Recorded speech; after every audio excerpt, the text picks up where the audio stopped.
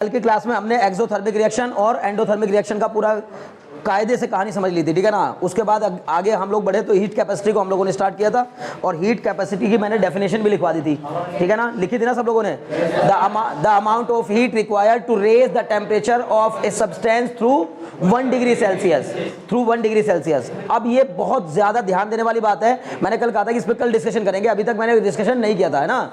सिर्फ इतना बता देता कि भाई हीट कैपेसिटी की डेफिनेशन क्या है। The amount of heat required to raise the temperature of a substance through 1 degree Celsius is known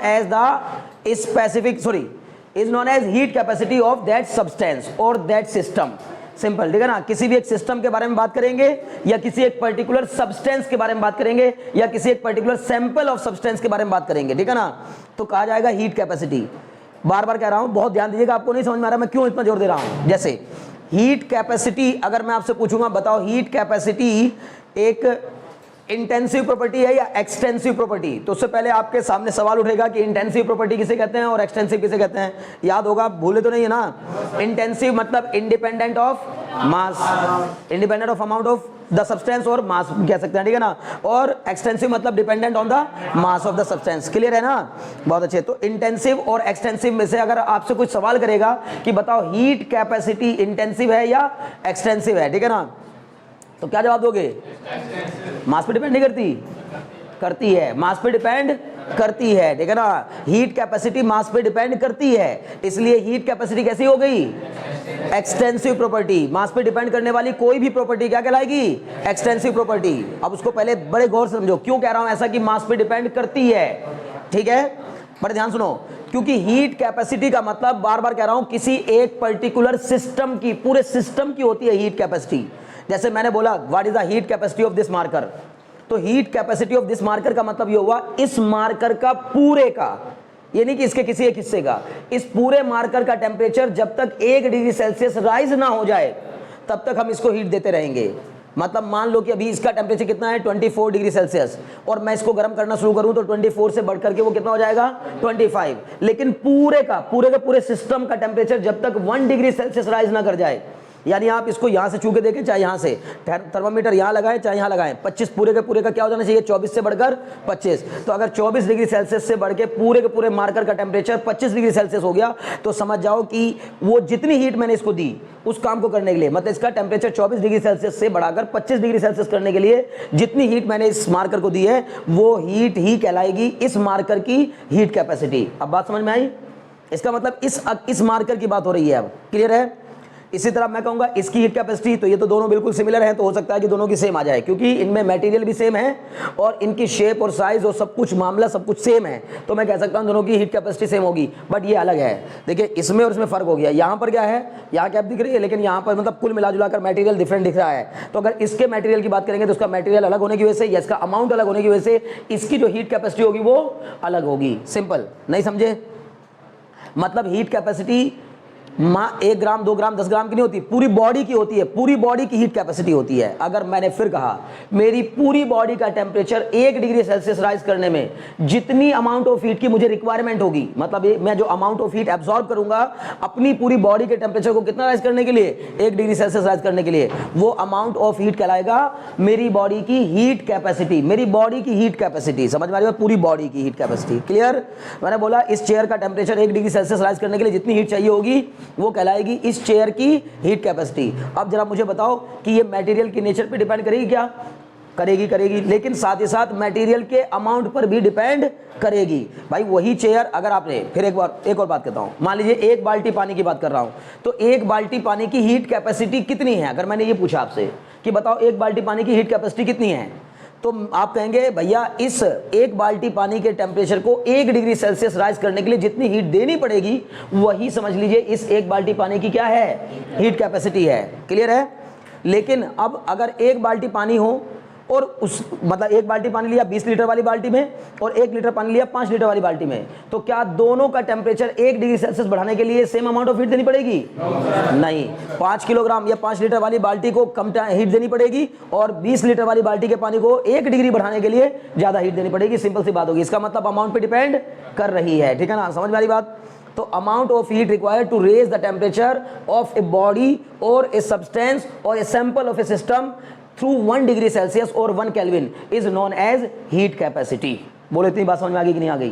clear, बहुत अच्छे। सीधा सा फॉर्मूला बनेगा इसका क्या, हीट कैपेसिटी का, heat capacity is equal to, ठीक है ना, heat capacity is equal to क्या हो जाएगा, heat required upon rise in temperature, heat required upon rise in temperature. देखो इसके थर्मोडायनेमिक्स के जो फार्मूले हैं ना वे डायरेक्ट बन जाते हैं, उनमें ज़्यादा माथा पच्ची नहीं होती, मतलब कोई डेरिवेशन टाइप नहीं होते, ठीक है ना। कारण क्यों, क्योंकि सारे के सारे जो मैंने लॉ बनाए ना, यानी कि मैंने बनाया मतलब थर्मोडायनेमिक्स में जो भी लॉ हैं वो अभी तक मैथमेटिकली प्रूव्ड नहीं है, ठीक है ना, मैथमेटिकली वो प्रूव्ड नहीं है, ठीक है, कैसे हैं, हाइपोथेटिकल हैं, लेकिन उनसे काम चल रहा है। काम चलने का मतलब यही है कि कोई कमी नहीं आ रही, कोई दिक्कत नहीं आ रही है, जैसा अभी तक उसमें कुछ बदलाव कर ही नहीं पाए हम लोग, क्लियर है ना, उसमें बदलाव करते तो कुछ होता है, ठीक है, समझ में आ रही बात ना। एक मिनट, हाँ भाई, हाँ एक मिनट, हाँ हाँ बताओ बताओ। टेम्परेचर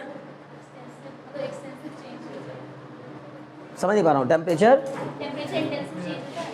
टेम्परेचर कैसी प्रॉपर्टी है, इंटेंसिव टेम्परेचर है, टेम्परेचर और हीट कैपेसिटी अलग चीज है और टेम्परेचर अलग चीज है। टेम्परेचर क्या है, टेम्परेचर तो वो एक प्रॉपर्टी है जिसके कारण हम किसी चीज की हॉटनेस या कोल्डनेस का पता लगाते हैं, और हीट क्या है, एनर्जी है, ठीक है ना। तो हीट का मतलब जैसे मैंने उस समय बताया था आपको कि अगर मैं आपसे पूछूं हीट क्या है, हीट केवल हीट कैपेसिटी छोड़ ही दो, केवल हीट कैसी है, इंटेंसिव या एक्सटेंसिव, बोलो, एक्सटेंसिव है, मास पे डिपेंड करती है, बताया था कैसे, कहा था 1 किलो कोयला बर्न करोगे तो अलग अमाउंट ऑफ हीट प्रोड्यूस होगी, और अगर 2 किलो कोयला बर्न करोगे तो अलग अमाउंट ऑफ हीट प्रोड्यूस होगी। इसका मतलब मास के ऊपर डिपेंड करता है अमाउंट ऑफ हीट, समझ में आ रही बात ना, इसलिए किसमें लिखवाया था, एक्सटेंसिव में, याद आ रहा है, बहुत अच्छे। लेकिन अब इसको क्यों कह रहा हूं मैं कि भाई ये एक्सटेंसिव है, क्यों, क्योंकि हीट कैपेसिटी भी इस बात पे डिपेंड कर रही है कि अमाउंट कितना है, समझ लो ना, किसी भी सब्सटेंस का अमाउंट कितना है इस बात पे डिपेंड करता है, ठीक है ना, हीट कैपेसिटी, क्लियर। अभी इसके बाद एक और टर्म आएगा, घबराइए नहीं, एक और टर्म आएगा अभी, स्पेसिफिक हीट कैपेसिटी आएगा एक, ठीक है ना, उसको देखो जरा एग्जांपल में, तो मैंने क्या लिखवाया उसको, किसके एग्जांपल में लिखवाया, एक और टर्म लिखवाया होगा, स्पेसिफिक हीट कैपेसिटी, है ना, एक टर्म है हीट कैपेसिटी और एक टर्म है स्पेसिफिक हीट कैपेसिटी, नहीं लिखवाया, ओके चलो कोई बात नहीं, तो डोंट वरी, परेशान मत हो, अभी फिलहाल इसको फोकस करो, हीट कैपेसिटी पे फोकस करो फिलहाल, जो मैंने बताया, ठीक है ना। Amount of heat required to raise the temperature through 1 degree Celsius for a substance is known as heat capacity. Simple, किससे रिप्रेजेंट करते हैं इसको, कैपिटल सी से। अब इसका फॉर्मूला बनाना हो तो क्या करेंगे, हीट कैपेसिटी का formula capital C is equal to heat required, कितनी हीट की रिक्वायरमेंट हो रही है, मान लीजिए Q की, कितनी हीट चाहिए मुझे, Q हीट चाहिए, क्या करने के लिए, किसी भी सब्सटेंस का टेम्परेचर राइज करने के लिए, कितना राइज करने के लिए, डेल्टा टी राइज करने के लिए, जानबूझ के मैंने डेल्टा टी लिया है, बार बार समझ, आप ध्यान सुनिएगा, डेफिनेशन तो कहती है किसी भी सब्सटेंस का टेम्परेचर 1 डिग्री सेल्सियस राइज करने के लिए जितनी अमाउंट ऑफ हीट की रिक्वायरमेंट होती है वो अमाउंट ऑफ हीट उस सब्सटेंस की स्पेसिफिक हीट कहलाती, सॉरी उस सब्सटेंस की हीट कैपेसिटी कहलाती है, हीट कैपेसिटी, समझ लो ना मेरी बात, ठीक। लेकिन भाई जरूरी थोड़ी कि हमेशा 1 ही डिग्री राइज होगा, जब मैं हीट दूंगा तो हो सकता है कि राइज कितना हो गया, 5 डिग्री सेल्सियस।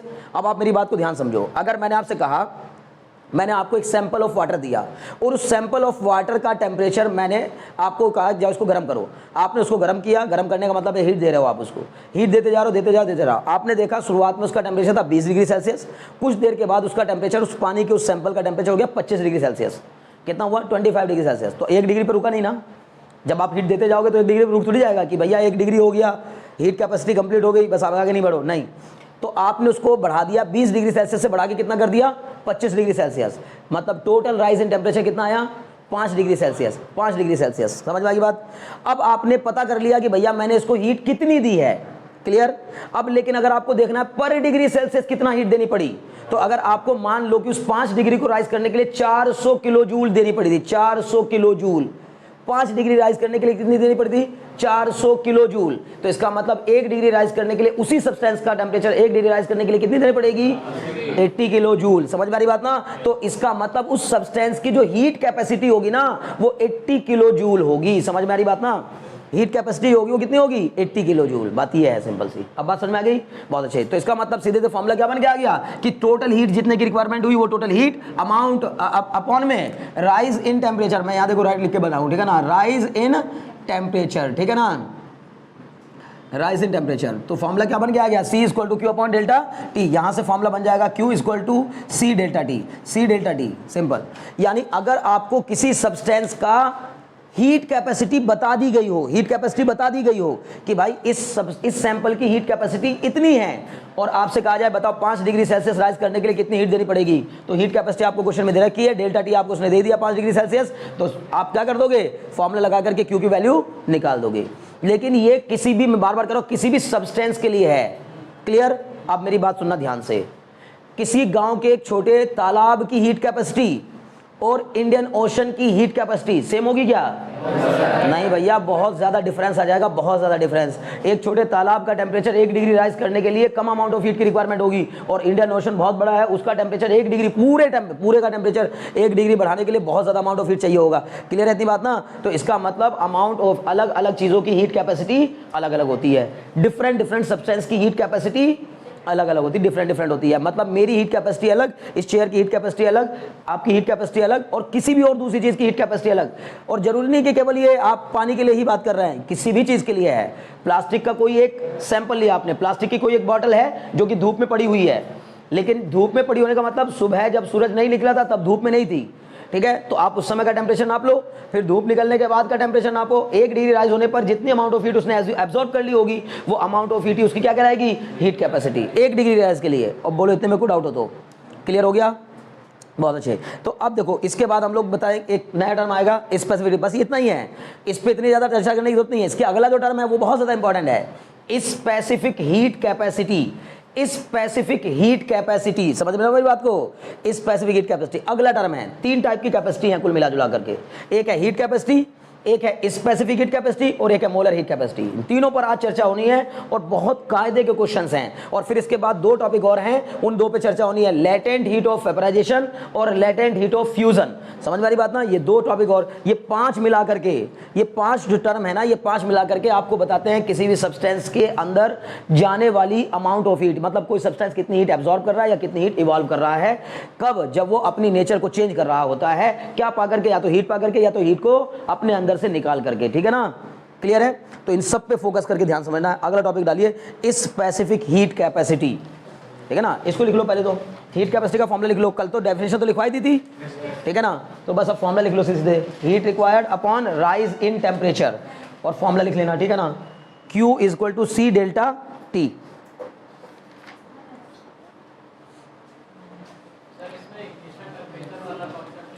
आएगा आएगा, सब आ जाएगा, ठीक है ना? परेशान मत, धीरे धीरे सब आ जाएगा। बहुत मजे का भाई चैप्टर ही इतना जबरदस्त है ना, बता नहीं सकता, इसकी जितनी तारीफ करो उतनी कम है।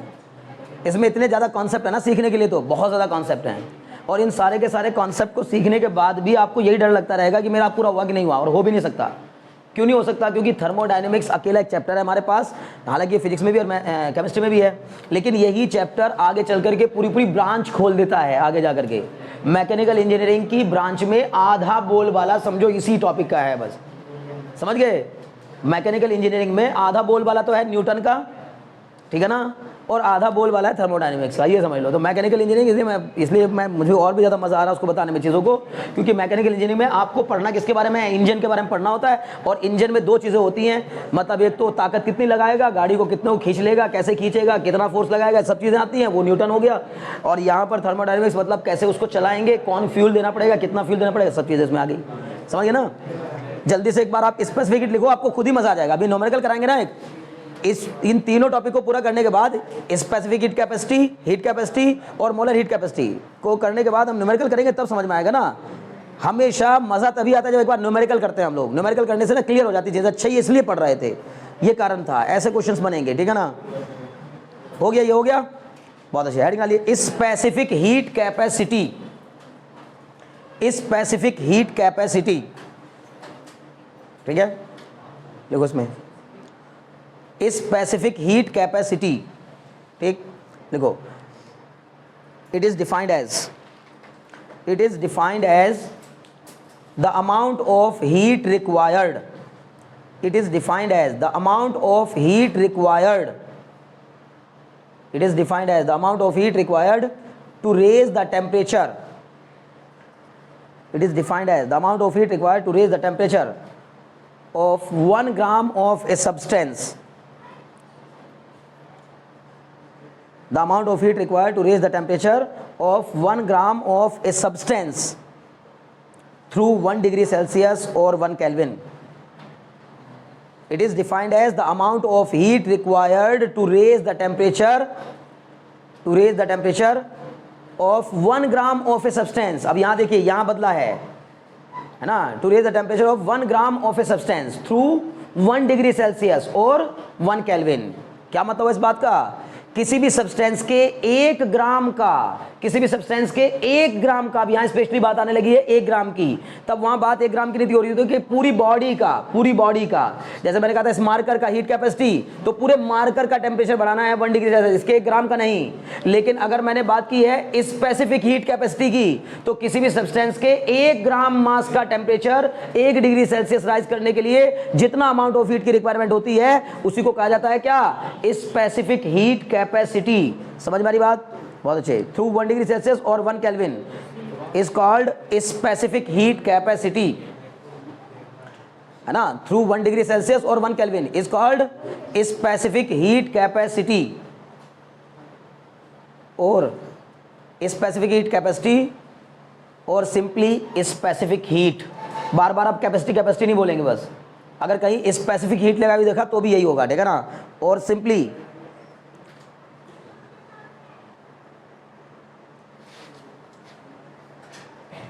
ठीक है, और स्पेसिफिक हीट, ठीक है ना। सिंपली क्या कह देते हैं इसको? Specific heat. It is denoted by small C, it is denoted by small C. इसको किससे रिप्रेजेंट करेंगे? स्मॉल सी से रिप्रेजेंट करेंगे। हीट कैपेसिटी को कैपिटल सी से और स्पेसिफिक हीट कैपेसिटी को स्मॉल सी से रिप्रेजेंट करेंगे। क्लियर है? बहुत अच्छे। और करके भी लिख सकते हो, ठीक है ना। अब फिजिक्स में ये 1 ग्राम नहीं होता स्पेशली। अच्छा, यहाँ बातें चूंकि क्या होती हैं, एसआई यूनिट में जनरली बातें नहीं होती है, क्योंकि केमिस्ट्री में ज़्यादातर चीज़ें ग्राम में। क्यों होती है ग्राम में? क्योंकि जो मोलर मास है, एटॉमिक मास है, वो ग्राम में चलते हैं कि कार्बन का एटॉमिक मास 12 ग्राम, ठीक है ना। 1 मोल का मास 12 ग्राम, कार्बन के 1 मोल का मास 12 ग्राम, तो ग्राम में ज़्यादातर चीज़ें चलती हैं, इसलिए इसने यहाँ 1 ग्राम लिखा। जरूरी भी नहीं है कि 1 ग्राम ही लें, क्या भी ले सकते हैं, 1 किलोग्राम भी ले सकते हैं, ठीक है ना, इस हीट के लिए। इसलिए क्या भी कह सकते हैं, यूनिट मास। तो अभी एक डेफिनेशन और लिखिए, बेहतर हो जाएगा। एक और डेफिनेशन लिखिए और करके। The amount of heat required to raise, तेजी से हाथ चलाइए। The amount of heat required to raise the temperature, the amount of heat required to raise the temperature of unit mass of a substance, the amount of heat required to raise the temperature of, the amount of heat required to raise the temperature of, to raise the temperature of unit mass of a substance, to raise the temperature of unit mass of a substance through 1 degree Celsius or 1 Kelvin, through 1 degree Celsius or 1 Kelvin, ठीक है, through 1 degree Celsius or 1 Kelvin is known as specific heat capacity, is known as specific heat capacity, is known as specific heat capacity, is known as specific heat capacity. Clear? बहुत मजे के साथ समझना, बार बार कह रहा हूँ ये टॉपिक दोनों, मुझे इतना मैं बार बार याद दिला रहा हूँ आपको कि ये टॉपिक बहुत इंपॉर्टेंट है ही वाकई में, ठीक है। क्या बताया? और समझने के लायक भी हैं, मज़ा भी आता है सुन के, अच्छा यार क्या गजब चीज़ें हैं, मतलब कोई चीज़ छोड़ नहीं रहे हैं। 11th क्लास के पहले दिन से लेकर और 12th के आखिरी दिन तक ना, इन 2 सालों में बार बार कह रहा हूँ आपकी ज़िंदगी के सारे पहलुओं को छू लेंगे हम। मतलब आपकी ज़िंदगी में, आपकी रोज़मर्रा की लाइफ में, आपके आसपास के इलाकों में, एरिया में जो भी काम होता है आप देखते हैं ना, वो सब कुछ छू लिया जाएगा। अब देखो ना यहाँ हम लोग, अब ये जो हम पढ़ रहे हैं, इससे हम किसके बारे में बात कर रहे हैं? किचन के बारे में बात कर रहे हैं, बाथरूम के बारे में बात कर रहे हैं, वो कहेंगे कैसी बात भैया, अभी सर्दी आने वाली है तो रोज रोज क्या करोगे, पानी गर्म करके नहाओगे ना, तो पानी गर्म करने में कितनी अमाउंट ऑफ हीट की रिक्वायरमेंट हो रही है, पानी की स्पेसिफिक हीट कैपेसिटी कितनी है, ये सब चीजों की जरूरत पड़ेगी कि नहीं पड़ेगी। मिक्सिंग कर देंगे, गर्म पानी और ठंडा पानी को मिक्स करने पर भैया टेम्परेचर कॉमन कितना हो जाएगा। बहुत ध्यान सुनो, मतलब ये सब जो हम मतलब जो हो रहा है ना, उसी को हम बस पढ़ाई करनी है हमें उसकी। भाई हम जनरली क्या करते हैं, मान लो हमने पानी गर्म किया, तेज गर्म हो गया, अब तेज गर्म पानी को क्या करते हो कि चलो इसको भैया नॉर्मल करने के लिए ठंडा पानी मिला रहे हो उसमें। अब तेज गर्म पानी में ठंडा पानी मिलाओगे तो क्या होगा, नॉर्मल हो जाएगा। नॉर्मल होना मतलब तेज वाले के टेम्परेचर से कम हो जाएगा टेम्परेचर और ठंडे वाले के टेम्परेचर से ज्यादा हो जाएगा। इसका मतलब एक बीच का इंटरमीडिएट टेम्परेचर मिलेगा। वो जो इंटरमीडिएट टेम्परेचर होगा उसकी वैल्यू कितनी होगी, अगर आपको पहले से पता हो कि गर्म पानी का टेम्परेचर कितना है और ठंडे पानी का टेम्परेचर कितना है, तो और कितना कितना अमाउंट हमने उनका मिलाया आपस में, तो उनकी मिक्सिंग करने से उसका जो मिक्सचर का टेम्परेचर बनेगा वो कितना होगा, ये आराम से पता कर सकते हैं। तो ये सब चीजें इसी में आने वाली है थर्मोडायनेमिक्स में। समझ में आ रही बात ना। इसमें से कुछ हिस्सा फिजिक्स में और कुछ हिस्सा केमिस्ट्री में पढ़ने को मिलेगा। खाली कहने के लिए होता, कुछ लोग बोलते हैं कि भैया फिजिक्स में पढ़ लोगे तो केमिस्ट्री में पढ़ने की जरूरत नहीं है, केमिस्ट्री पढ़ लो फिजिक्स में पढ़ने की जरूरत नहीं। बिल्कुल गलत सोच है, ऐसा नहीं है। फिजिक्स में इसके अलावा चीजें देखने को मिलेंगी। यहाँ कुछ और चल रही है कहानी, वहां कुछ है, थर्मोडायनेमिक्स ही है। दोनों बातें मतलब चैप्टर एक ही है, बड़ा बड़ा चैप्टर है, आधा यहाँ मानो आधा वहां मानो इसको। क्लियर। तो अभी क्या बताया मैंने, हीट कैपेसिटी। अच्छा, इसकी कोई आप में से कोई बताएगा मुझे स्पेसिफिक हीट कैपेसिटी की यूनिट क्या होगी। हीट कैपेसिटी की यूनिट तो होगी किलो जूल या जूल, ऐसा यूनिट क्या होगी, जूल। बोलो जूल क्यों, क्योंकि वो किसी भी एक पूरी बॉडी की है। अब वो पर यूनिट कुछ नहीं है, पर यूनिट नहीं है, बस क्या होगी, जूल पर डिग्री केल्विन, जूल पर केल्विन या जूल पर डिग्री सेल्सियस। नहीं समझे किसकी बात कर रहा हूं, अगर हीट कैपेसिटी की बात कर रहा हूं। हीट कैपेसिटी की यूनिट क्या होगी, आप खुद बताओ ना यार। फॉर्मूला क्या था हीट कैपेसिटी का, फॉर्मूला क्या था, Q अपॉन डेल्टा डी। बोलो था कि नहीं था, Q अपॉन डेल्टा डी। तो Q का मतलब क्या, जूल, और टेम्परेचर में rise in temperature degree Celsius में होगा तो केल्विन में होगा, तो जूल पर केल्विन या जूल पर डिग्री सेल्सियस। जूल पर केल्विन होती है ऐसा यूनिट, जूल पर डिग्री सेल्सियस नहीं होती ऐसा यूनिट, ध्यान रखना। अगर एसआई में बोलना है तो जूल पर केल्विन बोलना होगा। समझ में आ रही बात ना। हाँ, ये अलग बात है कि राइज इन टेम्परेचर केल्विन में भी उतना ही होता है, सेल्सियस में भी उतना ही होता है। बोले इतने में कोई डाउट हो तो बहुत बढ़िया। अब लेकिन जो मैंने अभी बताया है इसके बारे में सोचो। अब पहले तो ये सोचो, अच्छा स्पेसिफिक हीट कैपेसिटी, किसी भी सब्सटेंस की जो स्पेसिफिक हीट कैपेसिटी है वो कैसी प्रॉपर्टी है, इंटेंसिव या एक्सटेंसिव। बोलो,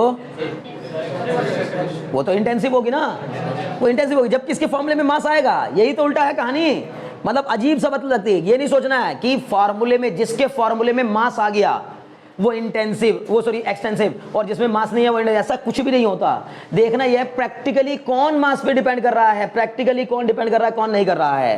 क्लियर है। जैसे सपोज करो मैंने आपसे कहा हीट कैपेसिटी एक गिलास पानी की अलग होती है, एक बाल्टी पानी की अलग होती है। बोलो इतनी बात समझ में आती कि नहीं। एक गिलास पानी की हीट कैपेसिटी मतलब आपको एक गिलास पानी का 1 डिग्री सेल्सियस टेम्परेचर बढ़ाना है तो थोड़ी देर में ही बढ़ जाएगा, लेकिन एक बाल्टी पानी गर्म करना है, समझ गए ना। अगर तुम्हें एक गिलास पानी पीना हो तो आप मम्मी उठा के एक बाल्टी पानी रख दें, ठीक है ना, लाओ अभी दे रहे हैं बना गर्म करके। अब तुम कहोगे मम्मी कब तक ये गर्म होगा और कब तक मैं पीऊंगा, ठीक है ना। आप क्या करना है, एक ही गिलास पानी लीजिए ना, जितनी जरूरत है उतनी लीजिए। उससे क्या होगा, गैस भी कम खर्च होगी और आपका काम भी हो जाएगा, बिना बात वो फर्जी का जो वेस्ट कर रहे हो उससे क्या मतलब है। तो इसका मतलब हीट कैपेसिटी अलग अलग सब्सटेंस की अलग अलग होती है, डिपेंड करती है इस बात पे कि अमाउंट कितना ले रहे हैं हम उसका। क्लियर है। लेकिन स्पेसिफिक हीट कैपेसिटी की अगर बात करें तो स्पेसिफिक हीट कैपेसिटी ऐसे नहीं बोली जाएगी एक गिलास पानी की स्पेसिफिक हीट कैपेसिटी या एक बाल्टी पानी की स्पेसिफिक हीट, बस कहा जाएगा वाटर की स्पेसिफिक हीट कैपेसिटी, बस कहा जाएगा वाटर की स्पेसिफिक हीट कैपेसिटी। नहीं समझे मतलब क्या, अब वो पानी चाहे आप कहीं भी लो, कैसा भी लो, किस भी जगह का लो, उस पानी के 1 ग्राम का टेम्परेचर 1 डिग्री सेल्सियस बढ़ाने के लिए जितनी हीट चाहिए होगी वो कहलाएगी उसकी स्पेसिफिक हीट कैपेसिटी। बोलो बात समझ में आएगी नहीं। अगर मैं ऐसे आपसे जनरल नॉलेज के तौर पर पूछूं एक गिलास पानी की हीट कैपेसिटी और उसी की स्पेसिफिक हीट कैपेसिटी में कौन बड़ा होगा, एक गिलास पानी की हीट कैपेसिटी और उसी की स्पेसिफिक हीट कैपेसिटी में कौन बड़ा होगा, सिंपल सा फंडा है यार। एक गिलास पानी पूरे का टेम्परेचर जब तक 1 डिग्री नहीं बढ़ जाएगा तब तक हम उसको हीट कैपेसिटी नहीं कहेंगे, और स्पेसिफिक हीट में तो भैया केवल 1 ग्राम पानी का टेम्परेचर अगर 1 डिग्री बढ़ गया होता ना तो हम कह देते कि इतनी हीट कैपेसिटी, इसकी स्पेसिफिक कैपेसिटी है। बोलो कोई डाउट हो तो, समझ में आ रहा है, बहुत अच्छे। यानी इसका मतलब क्या होना चाहिए, आपको क्या लगता है कि स्पेसिफिक हीट कैपेसिटी का फॉर्मूला क्या होना चाहिए। अगर मैंने आपको कहा एक बाल्टी पानी की मैंने आपको हीट कैपेसिटी दे दी, मान लो दे दी, हीट कैपेसिटी की इतनी, इसकी कितनी हीट कैपेसिटी है 400 किलो जूल पर डिग्री सेल्सियस है, 400 किलो जूल पर डिग्री सेल्सियस है। बताओ इसकी स्पेसिफिक हीट कैपेसिटी क्या होगी? तो क्या करोगे इसके लिए? देखना चाहूंगा कौन बताएगा भाई मेरे। हाँ, क्यों नहीं, गलत। क्यों तो मतलब अमाउंट ऑफ हीट हुआ ना। मेरी बात सुनो, मैं क्या कह रहा हूं, मैं कह रहा हूं क्वेश्चन समझो ध्यान से। अगर मान लो मैंने आपको कहा 1 बाल्टी पानी की हीट कैपेसिटी मैंने आपको बता दी, कितनी है? मान लो कैपिटल सी है। कितनी है? कैपिटल सी है। अब मैंने कहा मुझे इसी बाल्टी में जो पानी है उसकी स्पेसिफिक हीट कैपेसिटी बताओ। तो क्या करेंगे? किससे डिवाइड करेंगे? बोलो, डिवाइडेड बाय कितना? उस सैंपल का अमाउंट है, यानी कि मास है। अरे भाई यही तो करना पड़ेगा। एक बात तो बताओ, मान लो कि पानी कितना है, वो 1 बाल्टी पानी मान लो 10 किलोग्राम के इक्वल है। कितने के? अब लेकिन मुझे तो चाहिए यूनिट मास का ना, या तो ग्राम में निकालो या तो किलोग्राम में निकालो। अगर वो तुमसे कहता है ऐसा यूनिट में निकालो तो फिर मास को भी किलोग्राम में ही लेना पड़ेगा। तो मैंने आपको दिया है 10 किलोग्राम। 10 किलोग्राम पानी की मैंने आपको हीट कैपेसिटी बता दी, कैपिटल सी। अब उसको 10 से डिवाइड कर दो तो पर किलोग्राम की निकल आएगी कि नहीं निकल आएगी? आई बात समझ में? इसका मतलब specific heat capacity equal to क्या? डायरेक्ट लो दे दो, फॉर्मूला ही लिख देता हूं पूरा, ठीक है ना। फॉर्मूला क्या बन जाएगा बताओ? Specific heat capacity. भाई मैं जैसे समझा रहा हूं, अगर आप वैसे समझते हैं ना तो ज्यादा मुझे मजा आता है। एक तरीका और भी है मेरे पास, है ना। एक तरीका यह है कि भाई सीधे सीधे मैं डिस्कशन ना करूं इस बारे में, फिर कह रहा हूं ना बताऊं आपसे, ना पूछूं ना जानूं कि तुम्हें ये बात पकड़ में आ रही कि नहीं आ रही है। दोनों का डिफरेंस, दो चीजें हैं। अगर पूरी फिजिक्स और केमिस्ट्री के, आपको मैं सीरियसली बता रहा हूं, अगर आपको हीरो बनना है ना, खास तौर से साइंस का, सिर्फ 2 चीजें अगर सही से कर लो आप, तो आप चाहे मतलब मार्क्स लाने के लिए तो आपको सब कुछ करना पड़ता है, लेकिन ये हीरो बनने का मतलब कहीं भी खड़े होकर बात कर सको, फिजिक्स के, केमिस्ट्री के, बायोलॉजी के बारे में, साइंस के बारे में बात कर सको। अगर ये करने का मन होता है ना, सिर्फ 2 चीजें कर लो। एक तो इन सब्जेक्ट्स में यूज होने वाली टर्मिनोलॉजी, टर्मिनोलॉजी का मतलब जो टर्म यूज होते हैं उनके मीनिंग्स जान लो बस। जैसे कोएफिशिएंट ऑफ फ्रिक्शन का मतलब क्या होता है, समझ में आ रही बात ना। फोर्स क्या होता है, टॉर्क क्या होता है फिजिक्स में, वैसे ही केमिस्ट्री में मतलब जान लो। बॉन्ड एंथैल्पी क्या होती है, होती क्या है, समझ लो ना।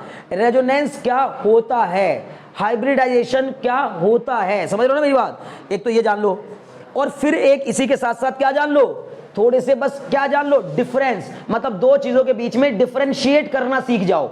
डिफरेंशिएट करना, डिफरेंशिएट करने का मतलब 2 चीजों को कि नहीं ये अलग है और ये अलग है। बहुत सारी चीजें ऐसी लगती हैं सेम है ये।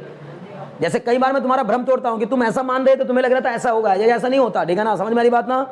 जैसे मान लो मैंने आपसे कहा कि भाई बहुत छोटी सी बात बता रहा हूं, अगर आपको 2 चीजों में डिफरेंस क्रिएट करना है, जैसे अभी यही आ जाएगा हमारा एग्जांपल, तो देखने में सुनने में दोनों वर्ड एक जैसे ही लग रहे हैं, हीट कैपेसिटी और स्पेसिफिक हीट कैपेसिटी।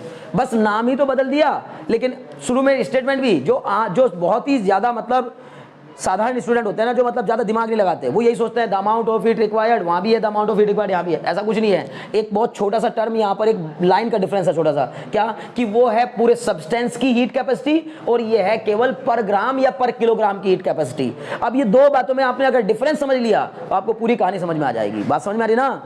इसलिए ये कुछ बातें पकड़ के रखा करो कि भाई टर्म तो बिल्कुल नहीं छोड़ने हैं, खास तौर से फिजिक्स और केमिस्ट्री में यूज होने वाले टर्म्स। जैसे पहले जब आया था हमारे सामने एंथैल्पी, तो अभी मैं फिर आपको कहूं, एक लाइन का डिफरेंस है केवल, किसमें, एंथैल्पी में और हीट में। एंथैल्पी में और हीट में एक लाइन का डिफरेंस, फिर एक जैसे वर्ड हैं। क्या लिखवाया था डेफिनेशन में भी, the amount of heat energy absorb और इवॉल्व।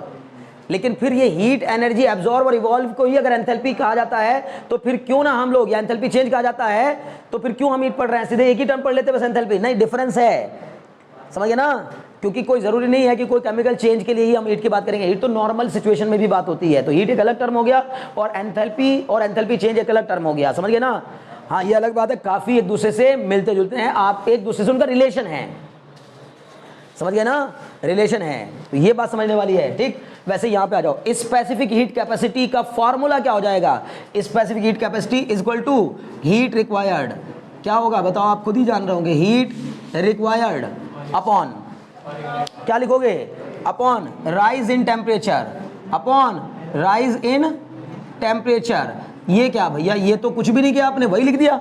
मैं बोल ये थोड़ी ना लिख के छोड़ रहा हूं, मैं अभी आगे भी तो लिखूंगा। क्या इनटू में क्या, मास ऑफ द सब्सटेंस। क्या लिखूंगा? मास ऑफ द सब्सटेंस। नहीं समझे? बहुत अच्छे। मास ऑफ द सब्सटेंस, ध्यान से देखिएगा, ठीक है ना, मास ऑफ द सब्सटेंस। अब मेरी बात सुनो, ये जो मैंने मास ऑफ द सब्सटेंस लिखा है, तुम चाहते थे कि इससे भैया डिवाइड कराना चाहिए, आपने तो मल्टीप्लाई कर दिया। मैंने डिवाइड ही किया है, समझ रहे हो ना? कैसे? जब मैं इस फ्रैक्शन को इस m से डिवाइड करूंगा तो m के नीचे 1 लगाऊंगा, m के नीचे 1, और 1 चला जाएगा ऊपर और m चला जाएगा इसके साथ मल्टीप्लाई में। बात समझ में आ गई ना? इसलिए ये हो गया क्लियर।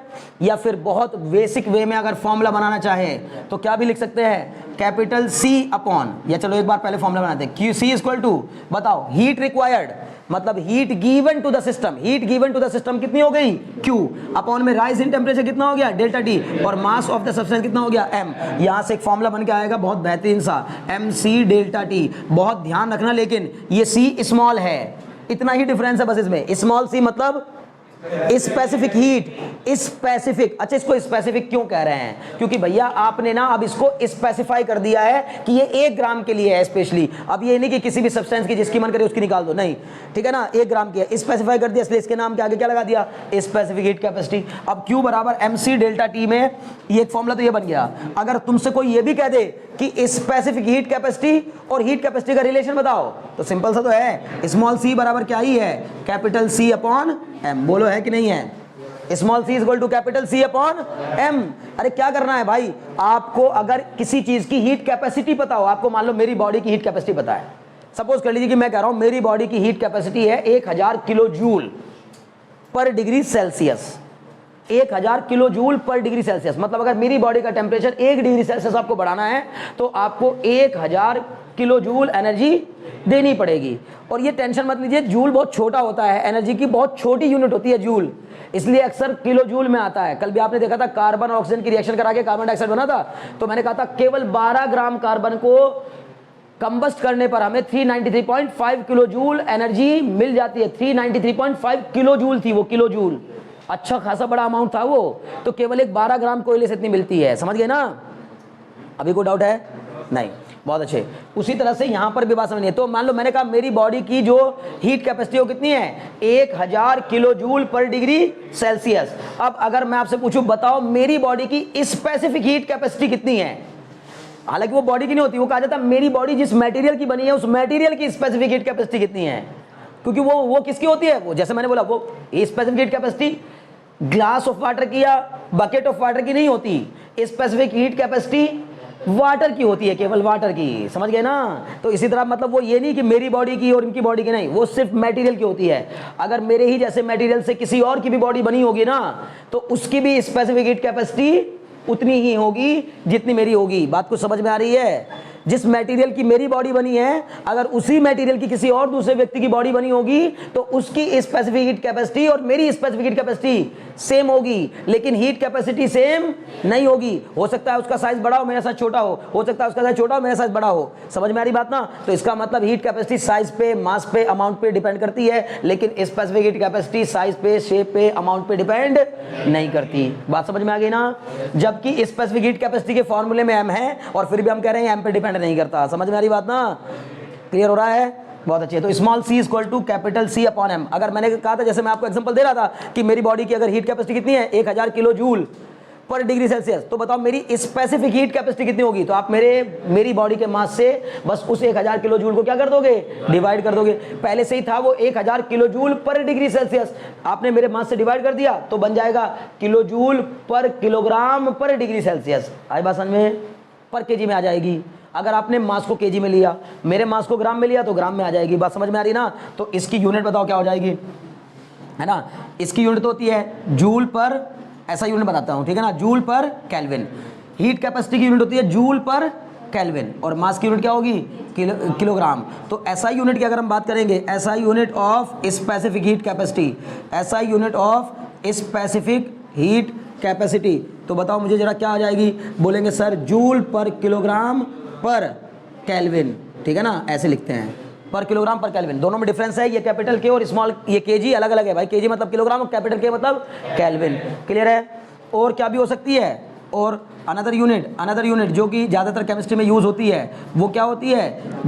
देखिएगा, वो होती है जूल पर ग्राम पर डिग्री सेल्सियस या पर केल्विन भी हो जाती है, ठीक है ना, जूल पर ग्राम पर डिग्री सेल्सियस। बात समझ में आ गई ना? हाँ सॉरी, पर केल्विन, ठीक है ना, जूल पर ग्राम पर केल्विन। अच्छा, केल्विन के आगे कुछ लोग कहते हैं सर ये डिग्री क्यों लगा दिया आपने, ये तो नहीं होता, डिग्री केल्विन ही होता सही मानों में, लेकिन ज़्यादातर लिखा नहीं जाता है, पर होता ये भी डिग्री में ही है, ठीक है ना, समझ गए। लेकिन लिखो ना लिखो कोई फर्क नहीं पड़ता, केल्विन के आगे डिग्री, ठीक है ना, पर सेल्सियस के सामने लिखना डिग्री जरूरी हो जाता है। क्लियर? अब यहाँ पर माइनस लगाने की जरूरत नहीं है, क्योंकि ये मैं ऊपर लिखने की वजह से ऐसा लिख रहा था, पर डिग्री सेल्सियस था ना, जूल पर ग्राम। अच्छा, पढ़ा कैसे जाता है, जबकि यहाँ मल्टीप्लाई में लिखा है ग्राम डिग्री सेल्सियस, लेकिन पढ़ते कैसे ही हैं, जूल पर ग्राम पर डिग्री सेल्सियस। क्या मतलब हुआ इस बात का, जूल पर केल्विन पर किलोग्राम, समझ गए ना, तो जूल पर डिग्री सेल्सियस पर ग्राम। बात समझ में आ रही है? इतने में कोई डाउट है नहीं? असली फॉर्मूला ये बन गया, बार बार कह रहा हूं, सबसे ज्यादा यूज होने वाला फॉर्मूला यही है, वो यूज नहीं होगा सी डेल्टा टी वाला। क्यों नहीं होगा? क्योंकि भैया अलग अलग सब्सटेंस का मास अलग अलग, कौन सी किसकी बातें करेंगे, तो जनरली इसी की बात की जाती है सबसे ज्यादा, Q equal to M C delta T. बोलो इतने में कोई डाउट हो तो? स्पेसिफिक हीट कैपेसिटी की यूनिट क्या होगी, बार बार याद दिला रहा हूं, जूल पर ग्राम पर डिग्री सेल्सियस, जबकि ये बना कैसे है, जूल पर डिग्री सेल्सियस पर ग्राम, लेकिन बोलता कैसे हूं, जूल पर ग्राम पर डिग्री, बात एक ही है, उससे कोई फर्क नहीं पड़ता। समझ में आ रही बात ना? अभी कोई डाउट है नहीं? वाटर की स्पेसिफिक हीट फिक्स होती है, कांस्टेंट होती है, ठीक है ना, कितनी होती है पता है किसी को? स्पेसिफिक हीट ऑफ वाटर बड़ा गजब का है, ठीक है ना, इसका एक बहुत ही काम की बात है, ये देखो स्पेसिफिक हीट। अच्छा, पहली बात तो स्पेसिफिक हीट किसी भी चीज की कांस्टेंट होगी या वेरिएबल होगी? स्पेसिफिक हीट कैपेसिटी किसी भी सब्सटेंस की कांस्टेंट होगी या वेरिएबल होगी? कांस्टेंट होगी भाई, तभी तो बोला। अच्छा देखो, जैसे जैसे जैसे मेल्टिंग पॉइंट किसी भी सब्सटेंस का कांस्टेंट होता है, बॉइलिंग पॉइंट कांस्टेंट होता है, मतलब वो वाटर का है तो हाँ, नेचर बदल जाने पर बदल जाएगा। जैसे वाटर का बॉइलिंग पॉइंट अलग, मिल्क का बॉइलिंग पॉइंट अलग, एसीटोन का बॉइलिंग पॉइंट अलग, ईथर का बॉइलिंग पॉइंट अलग, तो अलग अलग सब्सटेंस का बॉइलिंग पॉइंट अलग अलग होता है। बट वाटर का हर एक आदमी क्या बोलेगा कि भैया वो अमेरिका का वाटर हो चाहे वो इंडियन वाटर हो, किसी भी जगह का वाटर हो, वाटर का बॉइलिंग पॉइंट 100 डिग्री सेल्सियस होता है, ठीक है ना, 1 atm प्रेशर पर, जब प्रेशर कितना हो, 1 एटमॉस्फेरिक प्रेशर हो। अच्छा, बॉइलिंग पॉइंट में एलिवेशन भी आ जाता है, कभी कभी कमी और ऊपर नीचे भी होता है बॉइलिंग पॉइंट थोड़ा बहुत, लेकिन किसी एक पर्टिकुलर प्लेस पर रहते हुए फिक्स रहेगा। समझ में आ रही बात ना? उसी तरह से स्पेसिफिक हीट हर एक सब्सटेंस की क्या होती है, फिक्स होती है, फिक्स। जैसे वाटर की स्पेसिफिक हीट कांस्टेंट, आइस की स्पेसिफिक हीट कांस्टेंट, कोयले की स्पेसिफिक हीट कांस्टेंट, मिल्क की स्पेसिफिक हीट कांस्टेंट। समझ में आ रही बात? मिट्टी की स्पेसिफिक हीट कांस्टेंट, हर चीज की होती है हर चीज की है, लेकिन स्पेसिफिक हीट मतलब उसके किसी भी चीज की स्पेसिफिक हीट पता करनी है तो क्या करना होगा, बस उस सब्सटेंस उस चीज का 1 ग्राम उठाओ और उस 1 ग्राम को गर्म करना शुरू कर दो। गर्म करते करते जब उसका टेम्परेचर 1 डिग्री राइज हो जाए तो चेक कर लो कितनी हीट देनी पड़ी, जितनी हीट देनी पड़ी समझो बस वही है उसकी क्या, स्पेसिफिक हीट। अब इससे ज्यादा इस पर चर्चा करने की जरूरत नहीं है, बहुत ज्यादा बता दिया, ठीक है ना। तो बताओ स्पेसिफिक हीट ऑफ वाटर, ठीक है ना, वाटर की स्पेसिफिक हीट हो जाएगी भाई 4.18 जूल पर ग्राम पर डिग्री सेल्सियस होती है, जूल पर ग्राम पर डिग्री सेल्सियस। क्या समझे? 4.18 जूल पर केल्विन पर ग्राम, बात वही है, ठीक है ना, जूल पर केल्विन पर ग्राम कहो या फिर जूल पर ग्राम पर डिग्री सेल्सियस कहो, बात एक है, जूल पर केल्विन पर किलोग्राम ऐसे लिया उसने, ठीक है ना। क्या मतलब इस बात का बताओ। अच्छा, अगर मैंने आपसे सिर्फ इतना बोला the specific heat of water, अच्छा अब स्पेसिफिक हीट कैपेसिटी बार बार नहीं बोलूंगा, बहुत बोल लिया, कैपेसिटी बोल बोल करके थक गए हम लोग, अब बस अब इसको क्या ही बोलेंगे शॉर्ट में, स्पेसिफिक हीट, केवल स्पेसिफिक हीट ऑफ वाटर कितनी होती है 4.18 जूल पर केल्विन पर किलोग्राम। क्या समझे? अरे जूल पर केल्विन को बोल भी नहीं रहा, बता भी नहीं रहा कि भैया यहाँ अपने ऊपर ग्राम लिया यहाँ किलोग्राम कैसे हो गया, दिमाग तो लगाओ। जूल पर ग्राम पर डिग्री सेल्सियस, जूल पर केल्विन पर ग्राम, क्लियर है? क्या मीनिंग निकल के आया इस बात का? अगर वाटर की स्पेसिफिक इतनी है तो क्या जाने तुम इससे, हम भैया इससे जान गए कि 1 ग्राम पानी का टेम्परेचर 1 डिग्री सेल्सियस राइज करने के लिए हमें 4.18 जूल एनर्जी देनी पड़ेगी। अब बात कुछ समझ में आई? समझ लो ना, मैंने कहा अगर मैंने बोला वाटर की स्पेसिफिक हीट 4.18 जूल पर केल्विन पर ग्राम होती है। इसका मतलब पानी के 1 ग्राम का टेम्परेचर 1 केल्विन राइज करने के लिए हमें 4.18 जूल हीट देनी पड़ेगी। समझ में आ गई बात ना? अभी कोई डाउट है? नहीं। एक और बात समझो, पानी का टेम्परेचर 1 डिग्री डाउन करने के लिए इतनी एनर्जी निकालनी पड़ेगी। इसी को कहा जाता है law of conservation of energy. अगर आपने किसी चीज का टेम्परेचर बढ़ाने के लिए उसको हीट दी तो उसका टेम्परेचर गिराने के लिए आपको उससे हीट निकालनी पड़ेगी। जितनी दी है अगर उतनी ही निकाल लो तो इसका मतलब हम कहेंगे कि भैया जितनी दी थी उतनी निकली, तो यानी कि एनर्जी कंजर्व रही, कहीं गायब नहीं हुई। जो आपने अपनी गैस सिलेंडर से गैस को गर्म करके, गैस को यूज करके जो एनर्जी चीजों को दी है, वही एनर्जी कहीं और भी जा सकती है। समझ में आ रही बात ना? कोई डाउट रह गया? पक्का? ये 4.18 ये फिक्स है, याद कर लेना, ठीक है ना? एग्जांपल देने में भी काम आएगा और ये बहुत बार पूछा जाएगा, क्योंकि अच्छा हर एक चीज अक्सर क्या होता है, फिक्स कर दी जाती है। कोई ना कोई एक चीज को क्या रखा जाता है? Base material. बेस, यही बेस है। यानी सबसे बेसिक स्पेसिफिक हीट कैपेसिटी किसकी है? वाटर की। समझ में आ रही बात ना? तो हमने वाटर को एक बेस बना लिया, इसके बाद हम इससे कंपेयर करते हैं और चीजों का अगर करेंगे तो, ठीक है ना? अब ये 4.18 इतना इंपॉर्टेंट नंबर क्यों लग रहा है मुझे? शायद आपको भी पता हो, मुझे तो पता ही है, लेकिन आपको भी पता हो। शायद आपने टर्म पढ़ा होगा, कैलोरी। पढ़ा है कि नहीं? ये है 1 कैलोरी। 1 कैलोरी होता है 4.18 जूल के इक्वल। समझ में आ रही बात ना? 1 कैलोरी कितने के इक्वल होता है? 4.18 जूल। 4.18 को हम अगर चाहे तो अप्रॉक्स में 4.2 जूल भी मान सकते हैं। 4.2 जूल, समझ गए मेरी बात? लेकिन ये होता है 4.18 जूल। 1 कैलोरी। 1 कैलोरी का मतलब, अगर मान लो आपने कहा कि भैया मैंने आज अपनी 100 कैलोरी बर्न कर दी है। आजकल ये वर्ड बहुत यूज होता है ना फिटनेस के लिए कि भैया कैलोरी बर्न किया करो। अब लोग मतलब जैसे जमाना बदल रहा है ना, पहले होता था सीधे तो बोल दिया जाता था क्या, अरे थोड़ा बहुत काम वाम कर लिया करो, इस शरीर पे कुछ वजन डालो, कुछ काम डाल लो थोड़ा बहुत, तो शरीर क्या होगा? फिट रहेगा। अब ऐसे नहीं बोलते, अब थोड़ा इंग्लिश में आ गए हम लोग, हाई-फाई लैंग्वेज में बात करने लगे कि थोड़ा कैलोरी बर्न कर लिया करो, है ना? समझ में आ रही बात? माँ बाप हो सकता है पिताजी भी ऐसे ही बोले, और अगर पिताजी नहीं भी बोल रहे हैं तो तुम तो अपना घड़ी में लगा करके जो है ना स्टेप्स वाले, ठीक है ना, स्मार्ट वॉच में ना नहीं लगाते हो? अच्छा ठीक है। तो कहने का मतलब ये है, स्टेप वॉच में अगर आपने लगाया है, जो आपकी स्मार्ट वॉच है, अगर उसमें आपने स्टॉप वॉच में लगा दिया अपना कि भाई मैंने इतने स्टेप्स लिए हैं, तो वो बता देता आपको कि आपने इतने कदम उठाने पर अपनी कितनी कैलोरी बर्न कर ली है। अब कैलोरी बर्न क्यों कर रहे हैं हम? जूल को बर्न क्यों नहीं कर रहे? बताओ, कैलोरी क्यों बर्न करते हैं, जूल को बर्न क्यों नहीं कर रहे हैं? है ना? कैलोरी इसलिए बर्न करते हैं क्योंकि हम जो खाते हैं वो भी कैलोरी में होता है। मतलब नहीं समझे? कहने का मतलब यह है, फूड आइटम्स या इंसान जो कंज्यूम करता है एनर्जी, है ना, हम लोग जो एनर्जी कंज्यूम करते हैं उसको अक्सर कैलोरी में नापा जाता है। इसका मतलब calorie is another unit of heat और एनर्जी। ऐसा नहीं कि कैलोरी कुछ अलग है, कुछ अलग चीज नहीं है, बस अनदर यूनिट है। जैसे पावर की ऐसा यूनिट क्या है? वॉट। लेकिन पावर की एक और यूनिट होती है हॉर्स पावर, होती है ना? तो 1 हॉर्स पावर में 746 वॉट। उसी तरह से 1 कैलोरी में 4.18 जूल। अब मान लो कि आपको सुबह सुबह आप स्कूल गए, आपको भूख लगी, है ना, और भूख लगने पर आपने कैंटीन से जाकर के एक ग्लूकोज का बिस्किट लिया और वो खा लिया। अब उसको खा लेने से तुम क्यों खा रहे हो उसको? तुम्हें लग रहा है कि इसको खाने से क्या मिलेगी? एनर्जी मिलेगी। अब जरा सा पैकेट को एक बार पलट के देखना, उस पर लिखा मिलेगा, उस पर लिखा है तब कहता है कितना कैलोरी है इसमें, समझ गए ना? तो अगर मान लो उस पर लिखा है 20 कैलोरी, सपोज करिए 20 कैलोरी, तो समझ लो अगर उस पैकेट को, बिस्किट के उस पैकेट को खाने के बाद आपको कितनी एनर्जी मिल जाएगी? 20 × 4.18, अगर 20 कैलोरी लिखा है, समझ गए ना? जैसे मान लो आपको पता होगा कि एक अंडा खा लेने से कितनी कैलोरी मिल जाती है, तो एक अंडे को खा लेने से जितनी कैलोरी मिलेगी उसी तरह से उसकी बर्निंग भी होती है। तो जब हम बर्न करते हैं चीज़ों को, जनरली एनर्जी को, फैट को बर्न करते हैं तो कैलोरी में बोलते हैं। बहुत बात समझ में आ गई कि नहीं? ये बहुत इंपॉर्टेंट टर्म है 4.18 जूल। 4.18 जूल, इसको 1 कैलोरी भी कहते हैं। मतलब अब तुमसे अगर मैं एक छोटा सा सवाल कर रहा हूँ, देखो कितने लोग बता पा रहे हैं मुझे। Specific heat of water calorie में बताओ कितनी होती है? Specific heat of water. क्योंकि तुम्हें लगेगा ये क्या बेस हुआ भैया, इतना बेकार सा बेस बना दिया। अच्छा, मैं बेस का क्या मतलब क्या बताना चाह रहा हूं। जैसे बेसिक चीजें मानी जाती है, जैसे रिफ्रैक्टिव इंडेक्स हमने पढ़ा ना एक टर्म, रिफ्रैक्टिव इंडेक्स।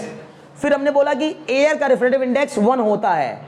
अच्छा, उसको मान नहीं लिया गया है, होता ही है। फिर यहां से समझ में आता है यार गजब, यानी ऊपर वाले ने जो मटेरियल बनाए, जो दुनिया में चीजें बनाई हैं, उनमें एक मटेरियल ऐसा भी बनाया है जिसका रिफ्रैक्टिव इंडेक्स 1 होता है। 1 कौन? एयर होता है ना, एयर का रिफ्रैक्टिव इंडेक्स 1। उसी तरह से वाटर, दुनिया में जो चीजें बनाई हैं उन सबका में एक चीज ऐसी भी बनाई जिसका फ्रीजिंग पॉइंट 0 डिग्री सेल्सियस होता है। 0 डिग्री सेल्सियस। कौन? पानी। उसके अलावा बाकी सभी चीजों का इसके अलग होगा। बात को समझ में आ रही है? इसका मतलब है जो सब कुछ बनाया गया है सब सोचा समझा है, सब कुछ सोचा समझा है, ठीक है ना। तो अभी भी यहां पर ये सोचा समझा है, लेकिन ये जो 4.18 है भैया, ये क्या मतलब इतना कैलकुलेट करके, है ना। नेचर तो इतनी कैलकुलेटेड वैल्यू नहीं रखती, बढ़िया अच्छी सी वैल्यू देती है। 4.18 टाइप थोड़ी होती है उसकी। तो फिर नेचर ने तो ये कहा है कि मैंने वाटर की जो स्पेसिफिक हीट रखी है, क्योंकि मैंने वाटर इंसानों के पीने के लिए इस्तेमाल करने के लिए बनाया है, और वो पीने के लिए जो मैंने बनाया है उसकी भी मैंने जो एनर्जी रखी है, स्पेसिफिक हीट कैपेसिटी रखी है, वो कितनी रखी है? 1 calorie. Very good. 1 calorie per gram पर डिग्री सेल्सियस। नहीं समझे? बस ये होगा। इसलिए वाटर की स्पेशल क्यों है? वाटर की स्पेशल इसीलिए है क्योंकि 1 होती है। वाटर की स्पेसिफिक हीट 1 होती है, लेकिन ध्यान रखना 1 बोलोगे तो कैलोरी में होगी, और अगर जूल में बोलोगे तो फिर 4.18 जूल होगी, क्योंकि 1 कैलोरी बराबर कितना होता है? 4.18 जूल होता है। बोलो इतने में कोई डाउट हो तो? पक्का? श्योर?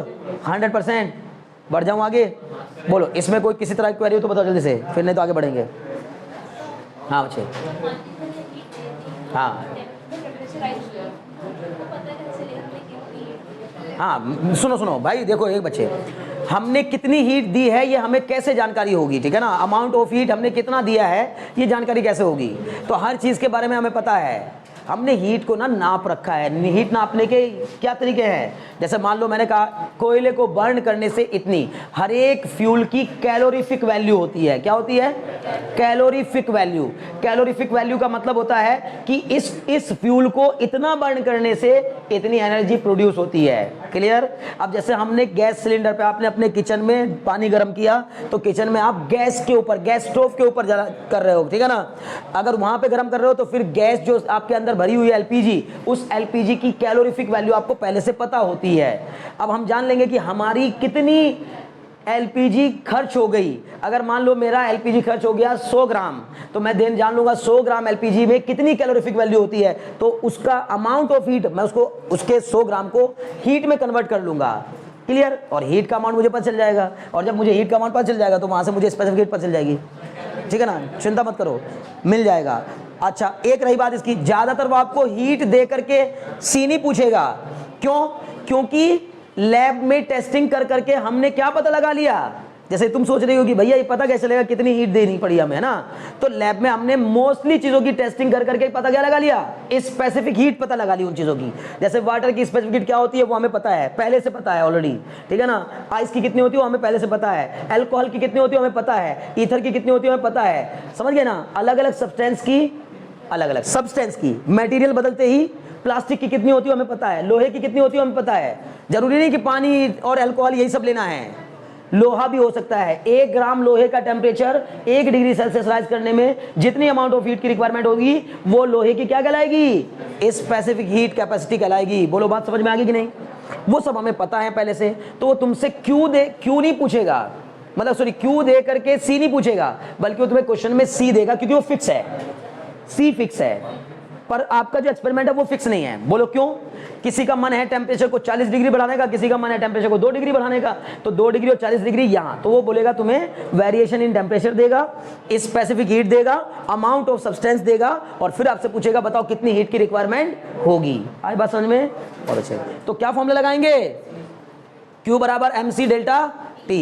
देखो ध्यान सुनो, अगर मान लो मुझे किसी ने बता दिया, मैं तुमसे सिंपल सवाल कर रहा हूं, बहुत ही सिंपल सवाल, अभी ये क्वेश्चन करेंगे भी हम, न्यूमेरिकल करेंगे। अगर मैं आपसे पूछूं बताओ 10 किलोग्राम, ध्यान से सुनना ये बच्चे, ध्यान दो है ना, 10 किलोग्राम वाटर का टेम्परेचर 10 डिग्री सेल्सियस बढ़ाने के लिए कितनी अमाउंट ऑफ हीट की रिक्वायरमेंट होगी? क्या ये क्वेश्चन आप अभी तक की जानकारी के बेस पर कर पाएंगे? श्योर? बिल्कुल कर लेंगे। अगर आपको यार अगर ये समझ में आ गया तो कर लोगे, नहीं समझ में आया तो सब, अगर आपके लिए सब ऐसे ही चल रहा है बस कि भैया आप बस बोले जा रहे हैं, हमारे तो पकड़ में कुछ आ ही नहीं रहा है, फिर गड़बड़ है सब। और मैं बार बार आपसे कह रहा हूं विदाउट एनी हेजिटेशन आपको अभी भी बोलना है, ये नहीं सोचना मतलब, लेकिन बस ये है कि शोर शराबा ना करके आप आराम से अपने अपनी क्वेरीज पूछिए, बेफिक्र होकर के। सबसे बेहतर क्लासेस तभी हो पाएंगे जब आप क्वेरीज करेंगे, मुझे उससे कोई समस्या नहीं है, ठीक है ना, क्लियर है। तो अभी मेरी बात सुनो, मैं क्या पूछना चाहता, मैं कहा 10 किलोग्राम पानी का टेम्परेचर 10 डिग्री सेल्सियस राइज करने के लिए कितनी अमाउंट ऑफ हीट की रिक्वायरमेंट होगी बताइए। तो अगर अब अच्छा वो फिर क्या भी कर सकता है तुमसे, कमाल देखो, पहले पूछेगा अमाउंट ऑफ हीट कितनी चाहिए होगी, तो उसके लिए आप क्या करोगे, m की जगह 10 किलोग्राम, अब c की जगह बोलो 4.18 इंटू 10 की पावर बोलो 10 की पावर 3 या माइनस c, गोल हो गए 4.18 इंटू 10 की पावर, क्यों कह रहा अच्छा ये 10 की पावर कहां से आ गई बीमारी, मैंने इसको किलोग्राम में लिया और जो मुझे ये 4.18 पता है ग्राम में पता है, तो भाई कहेंगे ग्राम को किलोग्राम में बदल देंगे, इस ग्राम को जब किलोग्राम में बदलूंगा तो 1/1000 किलोग्राम नीचे लिखा जाएगा, नीचे 1/1000 मतलब 1000 कहां चल जाएगा। और वैसे भी यार सोचो ना, 1 ग्राम पानी का टेम्परेचर बढ़ाना हो तो कितनी हीट चाहिए होती है, 4.2 जूल, 1 ग्राम को कितनी चाहिए होती है 4.2 जूल, तो 1000 ग्राम को कितनी चाहिए होगी 4200 जूल। आई बात समझ में, 4200 जूल 1000 से मल्टीप्लाई करोगे ना, आई बात समझ में।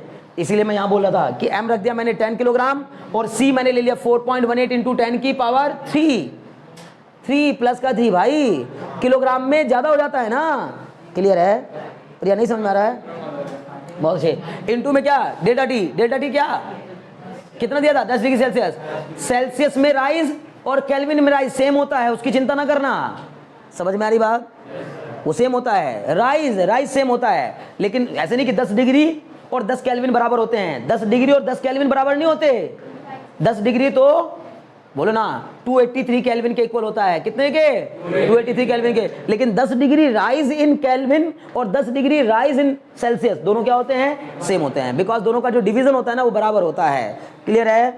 100 डिवीजन ही सेल्सियस स्केल में होते हैं और 100 डिवीजन ही केल्विन के स्केल में होते हैं, बाकी और में नहीं होते। फ़ारेनहाइट स्केल में अलग डिवीजन होते हैं, रीमर स्केल में अलग डिवीजन होते हैं, बाकी कोई नहीं होता, सिर्फ सेल्सियस और केल्विन का आपस में रिलेशन ऐसा। बोलो बात समझ में आ रही कि नहीं आ रही है, बहुत अच्छे। अब बताओ कर लोगे ऐसा क्वेश्चन कोई आ गया तो, इसलिए हम ये पढ़ रहे थे टॉपिक, क्यों तुमसे यही सब पूछेगा कि बताओ अगर हमें 100 किलोग्राम पानी को गर्म करना, अब एक बार सुनो फिर भैया इनका कोई प्रैक्टिकल एप्लीकेशन हमारी जिंदगी में हम इसको पढ़ क्यों रहे हैं, कोई यूज है यार, इतना भयंकर यूज है, मैं बार बार कह रहा हूं, सर्दी आने जा रही है, यूज ही यूज है। गीजर बनाने की कंपनी में आप एज ए इंजीनियर काम कर रहे हो, अब आपका काम क्या है वहाँ, गीजर किस लिए बनाए जा रहे हैं बताओ, पानी को गर्म करने के लिए बनाए जा रहे हैं ना। तो अगर आपको ये पता है कि वाटर की स्पेसिफिक कैपेसिटी कितनी होती है और उसका टेम्परेचर मुझे कितना बढ़ाना है, कितनी चीज सबके लिए क्या चाहिए होगा पता होना चाहिए ना पहले कि कैसे होता है, कितनी हीट की रिक्वायरमेंट होगी, आप उस पर लिखोगे कि सर हमारा गीजर जो है वो आपके, ये बच्चे ध्यान दो इधर, हमारा गीजर 10 लोगों के एक एवरेज परिवार को या 5 लोगों के एक एवरेज परिवार में इतना यूनिट बिजली महीने की खाएगा, ऐसे लिखते हैं ना वो अक्सर कि पर मंथ कंजम्पशन आपका इतना कम कर देंगे हम, ये तो बताते नहीं कितना खाएगा। जनरली ज्यादातर कंपनियां क्या करती हैं कि हमारा गीजर, जब आप 4 गीजर में क्या करोगे कंपेयर करोगे तो आपको जो बेचने वाला परचेजर है वो बताएगा ना, अपने प्रोडक्ट की खासियत बताएगा, बोलेगा सर देखिए अभी के लिए हमारे मटेरियल हमारे गीजर की कॉस्ट अभी ज्यादा आ रही है, क्योंकि अगर आपने सवाल कर लिया होता है ना, आपको 4 गीजर दिखाया उसने, बोला देखो ये एक गीजर की कीमत है 8000 रुपये, एक की कीमत है 6000 रुपये, एक की कीमत है 2000 रुपये, सर आप जो मन कर ले लीजिए, ठीक है ना, आप तीनों में कंपेयर करा रहे हो। अब एकदम से हमारे मन में सवाल उठता है कि भाई ये 8000 और ये 6000 इसमें ऐसा क्या लगा है, यही मन होता है ना कि यार ये 8000 का क्यों है, अगर ये 2000 का है तो ये 8000 का क्यों है, काम तो दोनों क्या करेंगे, बोले ये पूछोगे ना, पूछना उससे कि भैया ये पानी गर्म नहीं करेगा क्या, ये जो 2000 वाला गर्म नहीं करेगा, बोलेगा करेगा, नहीं क्या बात कर रहे हो सर करेगा, फिर ये इतना महंगा क्यों है, सर इसके 2 फायदे हैं, एक फायदा ये है कि ये उतना ज्यादा रिलायबल नहीं है, थोड़ी सी अनसेफ है बिकॉज क्योंकि भैया इसके ऊपर इसको अभी कोई मार्क नहीं मिला है, मतलब ISO का कोई मार्का नहीं लगा इसके ऊपर, समझ में आ रही बात ना, ये एक लोकल लेवल की मार्केट में बना हुआ कोई एक प्रोडक्ट है। पर सर ये देखिए हैवेल्स का है, ये एकदम बिल्कुल क्या है, ये क्या है, स्टैंडर्ड्स को फॉलो करता हुआ गीजर है। क्या स्टैंडर्ड्स भाई, कि इसमें क्या है, खतरा है सर, पता नहीं वैसे लगेगा नहीं करंट, गारंटी है कि नहीं लगेगा, मैं गारंटी देता हूं, लेकिन फिर भी सर इसकी रिलायबिलिटी में और इसकी रिलायबिलिटी में फर्क है।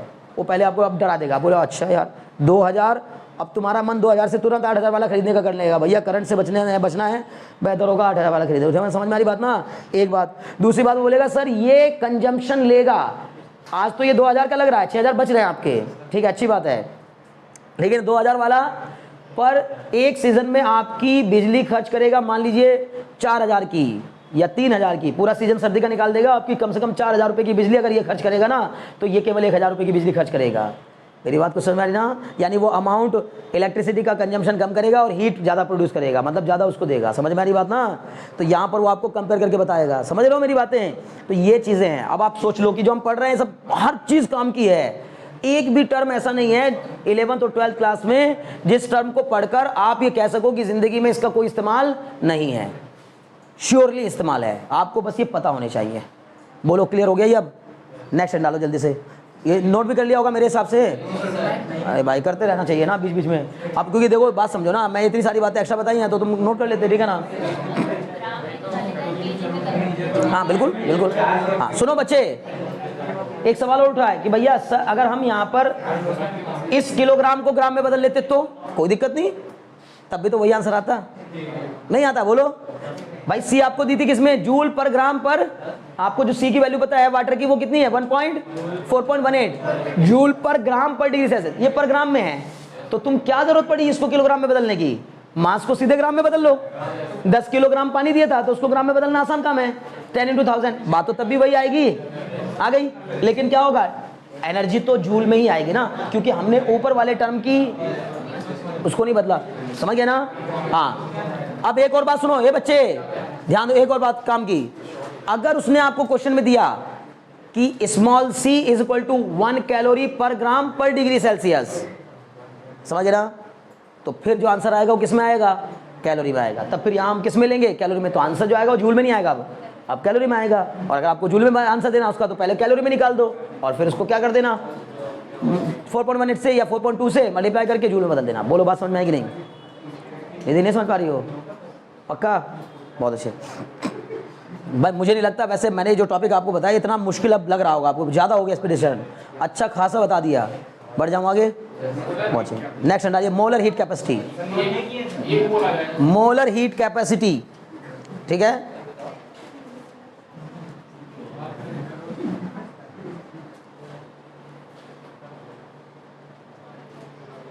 हेडिंग डालो मोलर हीट कैपेसिटी, ठीक है ना? लिखिए मोलर हीट कैपेसिटी, लिखिए the amount of heat required, फिर वही कहानी बिल्कुल, मोलर हीट कैपेसिटी।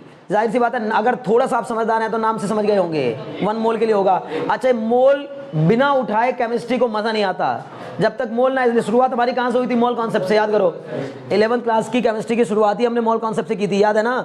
तो मोल कॉन्सेप्ट और मोल का आना बहुत जरूरी हो जाता है, कारण क्योंकि ये ज्यादा विश्वास करते हैं नंबर ऑफ मोल्स में, ना कि मास में। समझ में आ रही बात ना? ये है। तो क्या लिखा? The amount of heat required to raise the temperature of, the amount of heat required to raise the temperature of 1 mole of a substance, the amount of heat required to raise the temperature of 1 mole of a substance, 1 mole of a substance through 1 degree Celsius or 1 Kelvin, the amount of heat required to raise the temperature of 1 mole of a substance through 1 degree Celsius or 1 Kelvin, 1 Kelvin is called molar heat capacity, is called molar heat capacity, ठीक है ना? is called molar heat capacity, clear? is called molar heat capacity. It is denoted by cm, capital cm, c के नीचे हल्का सा m लिख देना, छोटा सा m, सबस्क्रिप्ट में लिखा जाता है, इसको सबस्क्रिप्ट कहते हैं, ठीक है ना? ऊपर लिखी चीजों को सुपरस्क्रिप्ट, नीचे लिखी हुई चीजों को सबस्क्रिप्ट, ठीक है ना? देखो, it is denoted by capital C M, capital C M. तो आप समझ गए होंगे कि क्या कहना चाहता है। मोलर हीट कैपेसिटी का फॉर्मूला क्या होगा, अगर थोड़ा सा भी ध्यान से आप देखेंगे तो आप समझ जाएंगे। Molar heat capacity is equal to क्या होगा? बोलेंगे भैया हीट, बोलो हीट रिक्वायर्ड, हर बार तो ये लिखते आए हैं, ऊपर तो हमेशा क्या ही लिखते हैं? Heat required upon rise in temperature. अच्छा, ये 1 डिग्री क्यों नहीं लिखते नीचे जब डेफिनेशन में 1 डिग्री लिख रहे हैं? भाई ये थोड़ी 1 डिग्री लिखेंगे, जब हम ये राइज इन टेम्परेचर लिखेंगे तभी तो वो पर डिग्री आएगा। भाई जरूरी थोड़ी कि हर एक चीज का टेम्परेचर 1 डिग्री बढ़ा होगा। अच्छा अगर मैंने आपको ये कहा कि एक चीज का मतलब 10 ग्राम का टेम्परेचर 20 से 100 हो गया, तो क्या उसकी स्पेसिफिक हीट नहीं बता सकते? बता सकते हैं, क्योंकि 20 से 100 हुआ तो यहां पर हम डेल्टा टी की जगह पर 80 रखेंगे। क्या रखेंगे? 80। तो 80 से डिवाइड करने का मतलब ये पर डिग्री निकल आया, पर डिग्री। समझ गए ना? बहुत अच्छे। Rise in temperature, rise in temperature into, बताओ यहां नीचे क्या आएगा, बताओ इनटू में। अब very good, number of moles. Very good, ठीक है ना, बहुत बढ़िया, नंबर ऑफ मोल। ठीक है ना, बस खाली क्या कर देना है, मोल से डिवाइड कर देना, number of moles of the substance, उस सब्सटेंस के नंबर ऑफ मोल्स। ठीक है, तो कैपिटल CM का फॉर्मूला क्या हो जाएगा, Q upon delta T into N, into N। Small n मतलब नंबर ऑफ मोल्स, यानी स्मॉल q बराबर NC delta T, NC M delta T, NCM। ये m कोई मास वास नहीं है, ये बस खाली लिखने के लिए मोलर के लिए लिखा है, molar heat capacity. Small q equal to NCM delta T। बोलो बात समझ में आ गई कि नहीं? और क्या अगर मैं आपसे रिलेशन पूछूं कैपिटल CM का कैपिटल C के साथ, कैपिटल CM का कैपिटल C के साथ, कैपिटल C अपॉन N, नहीं समझे भाई? इतना टर्म तो ये देखो ना, इतना टर्म तो ये C होता है ना, capital C। What do mean by capital C? Heat capacity, heat capacity. अगर अब सिंपल अगर तीनों का रिलेशन बनाना चाहूं तो स्मॉल c बराबर, पहली बात तो सिंपल लिखो, कैपिटल C का formula Q upon delta T। Clear? Summarise कर रहा हूं, देखो पहला फॉर्मूला इस पे, ये किसका फॉर्मूला है? एक तरीके से हीट कैपेसिटी का, हीट कैपेसिटी। ठीक है, दूसरा formula small c is equal to Q upon M delta T, M delta T, या फिर कैपिटल C अपॉन M। ये किसका फॉर्मूला हो गया? स्पेसिफिक हीट कैपेसिटी का, specific heat. Okay, specific heat. तीसरा फॉर्मूला क्या हो जाएगा? CM, CM इक्वल टू होता है Q upon N delta T, N delta T, या फिर ये हो जाएगा क्या, कैपिटल C अपॉन N। लो जी, ये पूरा समराइज हुआ। अब पूरा आज का टॉपिक समराइज होकर ये तीन फॉर्मूले में बढ़ गया। बस ये 3 फॉर्मूले मेन हैं, इन्हीं को हमने पूरा पढ़ा है कहानी। ठीक है ना, इसमें किसी भी तरह का कोई डाउट, किसी भी तरह का कोई प्रॉब्लम आपके दिमाग में अभी भी रह गई हो, बेफिक्र होकर पूछो, अदरवाइज मैं एक नया टर्म बताने जा रहा हूं। ठीक है ना,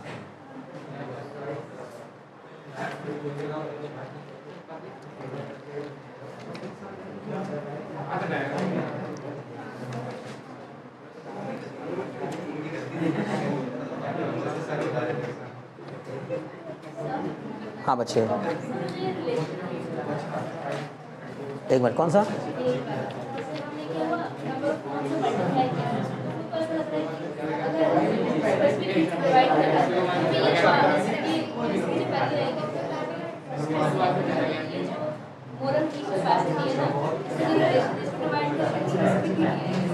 क्यों?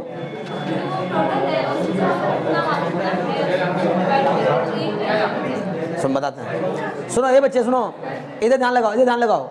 एक सवाल उठाया है कि सर जैसे मान लीजिए ना आपने कैपिटल C को स्मॉल m से डिवाइड किया, वो भी पर यूनिट मास आ गया, और यहाँ कैपिटल C को जब हम n से डिवाइड कर देंगे, नंबर ऑफ मोल से डिवाइड करेंगे, वो भी पर यूनिट आएगा, पर यूनिट। लेकिन बच्चे ये पर यूनिट मास आएगा और ये पर यूनिट मोल आएगा, नहीं समझे? मैं बताता हूँ। जैसे अगर मैंने कहा molar heat capacity, please concentrate mind, molar heat capacity of water, molar heat capacity of water पता है कितनी होगी? Molar heat capacity of water 18 से मल्टीप्लाई करना पड़ेगा। किसको? इसको 18 से मल्टीप्लाई करना पड़ेगा, नहीं समझे? क्यों करना पड़ेगा? क्योंकि ये 1 मोल का है, और 1 मोल वाटर का मतलब 1 ग्राम नहीं होता, 18 ग्राम होता है। समझ में आ गई बात ना? तो अगर पर मोल लिखी है कोई चीज तो वो 1 ग्राम के लिए नहीं लिखी है, वो 18 ग्राम के लिए लिखी है, और वो हर चीज के लिए अलग अलग हो जाएगी। अब ग्लूकोज का अलग हो जाएगा, भाई मोलर मास बदलेगा ना हर एक चीज का। अब समझ में आ गई बात? ये तो ये पर मोल में है। जैसे सपोज करो कि उसने आपसे कहा, सुनो भाई बात ध्यान से, उसने आपसे कहा 90 ग्राम पानी का टेम्परेचर, प्लीज कॉन्सेंट्रेट माइंड, 90 ग्राम पानी का टेम्परेचर 5 डिग्री सेल्सियस से 10 डिग्री सेल्सियस करने पर इतनी हीट देनी पड़ी, कुछ दे दिया अमाउंट ऑफ हीट। क्लियर है? अब आपसे बोला बताओ इसकी मोलर हीट कैपेसिटी कितनी है, तो अब हम वो 90 ग्राम है ना, उसको ग्राम में नहीं लेंगे, मोल में बदल लेंगे पहले। तो अब 90 ग्राम में अगर हम उसकी निकालते ये स्पेसिफिक हीट कैपेसिटी तो सीधे 90 से डिवाइड कराते तो पर ग्राम आ जाता, लेकिन अब अगर मुझे पर मोल निकालनी है, मोलर निकालनी है, तो पहले उसको नंबर ऑफ मोल्स में बदलेंगे। 90 ग्राम को 18 से डिवाइड करके 5 मोल बन जाएगा, तो वाटर के 5 मोल हैं, समझो कितने मोल हैं, 5 मोल। तो 5 मोल का टेम्परेचर 5 डिग्री से 10 डिग्री बढ़ाने में उसने हमें हीट दे दी है, उस टोटल हीट को हम 5 से डिवाइड कर देंगे, पर मोल निकल आएगा, तो पर मोल अलग आएगा और पर ग्राम अलग आएगा। अब समझ में आ गई बात? बहुत अच्छे, क्लियर है ना? बहुत अच्छे। क्या तुम में से कोई मुझे बता सकता है? देखो इसी लड़की ने देखो आगे एक रास्ता खोला मेरे लिए कि एक नया फॉर्मूला भैया और बनाइए। क्या फॉर्मूला बनाएंगे? देखो ये कोई फॉर्मूले बुक में थोड़ी दिए होते हैं, आप जाके बुक देख लेना खोल करके, ये सब रिलेशंस नहीं दिए हैं। उसने आपको 3 अलग अलग डेफिनेशन पढ़ा दी, बात ध्यान समझो, उसने आपको 3 अलग अलग डेफिनेशन समझा दी। हीट कैपेसिटी क्या होती है, इसलिए तुम बोल रहा हूं कि पहले टर्म समझने सीखो। हीट कैपेसिटी क्या होती है, स्पेसिफिक हीट कैपेसिटी क्या होती है, और मोलर हीट कैपेसिटी क्या होती है। 3 टर्म बता दिए। अब इन 3 टर्म के बाद ना ये इसमें जब रिलेशन बनाना, ये करना, उठा पटक करना, ये हमारा काम है। समझ गए ना कि हम अपने फायदे के लिए हमने इसको इसके साथ भी रिलेट कर लिया, इसको इसके साथ भी रिलेट कर लिया। क्लियर है ना? बहुत अच्छे। अब मैंने देखो यहाँ एक नया फॉर्मूला बनाना है, अभी मैं यहाँ बना दूंगा small C M equal to, ये बन जाएगा capital C upon N. N क्या होता है आप में से कोई मुझे बताएगा? नंबर ऑफ मोल्स का फॉर्मूला क्या होता है? Given mass of the substance upon molar mass. Very good. Given mass को मान लो मैंने लिया स्मॉल एम से, गिवन मास मतलब स्मॉल एम और मोलर मास मतलब कैपिटल एम। मोलर मास मतलब कैपिटल एम, तो ये एम कहाँ चला जाएगा? ऊपर। बताओ सी एम इक्वल टू क्या बन के आया? Capital C upon small M into molar mass. बोलो व्हाट इज दिस? देखो ये कौन है? Very good. क्या है ये? स्पेसिफिक। जो समझ के पढ़ रहा है ना वो मजा आ रहा होगा, बताएगा तुरंत, है ना? तो सी एम इक्वल टू ये क्या हो जाएगा? Small C into capital M. नहीं समझे? यानी एक रिलेशन और बन के आ गया। इस ये सी एम मतलब मोलर हीट कैपेसिटी बराबर होती है capital M into small C के। कैपिटल एम मतलब molar mass of that substance into specific heat of that substance. लो जी एक रिलेशन और बन गया। आई बात समझ में? कौन सा एम? स्मॉल, ये कैपिटल सी और स्मॉल एम दोनों मिला के ही तो स्मॉल सी होता है। स्मॉल सी ले रहे हैं ना, अब स्मॉल सी ले रहे हैं, अब कैपिटल सी नहीं ले रहे हैं। ये कैपिटल सी में और स्मॉल सी में फर्क करना थोड़ा मुश्किल हो रखा है आपको, साइज को देख के समझो, है ना? देखने में तो एक जैसे ही लगते हैं दोनों, ठीक है? आया समझ में? अब देखो अब भी यही करना पड़ा मुझे कि मुझे इसको 18 से मल्टीप्लाई करना पड़ रहा था ना, तो 18 से मल्टीप्लाई करना पड़ा। क्लियर हो गया? अब ये कोई मैं फिर कर रहा हूँ, ये कोई फॉर्मूले नहीं दिए हैं बुक में, है ना? लेकिन हम अपने मन से बना सकते हैं, दिमाग लगाओगे तो बन जाएंगे सारे फॉर्मूले, ठीक है ना? हाँ दोनों छोटे हैं भाई मेरे प्यारे, ये दोनों छोटे हैं, ठीक है? लो और बताओ, ठीक है? सुनो सुनो, इस स्पेसिफिक हीट को मोलर मास से मल्टीप्लाई कर दें अगर, तो किसी भी सब्सटेंस की क्या निकल आती है? Molar heat capacity. सिंपल यार, एक कितने कितने तरीके से आपको बताऊं। देखो molar heat capacity is equal to specific heat into molar mass. Simple. नहीं समझे? मान लो मैंने आपको बता दिया बेंजीन की स्पेसिफिक हीट बताओ, है ना? साक्षी क्या बात है? नहीं समझ में आ रहा? समझ नहीं आ रहा है? पक्का? इतना दुखी क्यों महसूस कर रही हो? हाँ या ऐसा थोड़ी होता है, दोस्त नहीं आए तो हम भी नहीं पढ़ेंगे, ये तो गलत बात है ना? ठीक है सुनो, हाँ तो अभी समझो, यहाँ molar heat capacity equal to specific heat into molar mass, ठीक है? तो specific heat into molar mass का मतलब समझ में आया मैं क्या करने जा रहा हूँ? मान लो, अच्छा स्पेसिफिक हीट मैंने आपको बताया हर एक सब्सटेंस की फिक्स होती है, ठीक? तो वो जब फिक्स वाली है वो तो हमें अक्सर पता रहेगी, पहले से वैल्यू ऑलरेडी मीजरेबल है, वो चीज मेजर करके रखी हुई है। आपको हर एक केमिकल की स्पेसिफिक हीट मेजर ऑलरेडी कर रखी है लैब में किसी ने। आप चक्कर में पढ़ने की जरूरत नहीं है कि अच्छा भैया मैं ना, अच्छा बुक में ना इसकी स्पेसिफिक हीट नहीं दे रखी थी, अगर मैं इस पर रिसर्च कर लूँ तो मैं बोलूंगा वो बुक में नहीं दिया तो इसके अंदर रिसर्च नहीं हुई क्या? रिसर्च हो चुकी है उस पर, क्योंकि रिसर्च उस पर करने की जरूरत नहीं थी, रिसर्च इस पर करने की जरूरत है। क्या होता है स्पेसिफिक हीट, क्या होता है? उसके बाद तो दुनिया ने बना दिया सब कुछ। अगर किसी का मन हुआ उसने वाटर की स्पेसिफिक हीट मेजर करके बता दी, किसी का मन हुआ उसने बेंजीन की पता करके बता दी, अलग अलग, समझ गए ना? एक ही लैब में सारी हो गई। पता तो करना ये इंपॉर्टेंट था ना कि स्पेसिफिक हीट किसे कहते हैं। अब क्लियर होगा? मान लो कि मैंने आपको कह दिया बेंजीन की स्पेसिफिक हीट कुछ भी दे दिया, एक्स है मान लीजिए, एक्स, बेंजीन की specific heat is x, what is the molar heat capacity of benzene, तो हम कहेंगे x into molar mass of benzene, और बेंजीन का फॉर्मूला होता है C6H6 और C6H6 का फॉर्म होता है 78, तो 78 इंटू दिस, इसका 78 गुना हो जाएगा, समझ गए।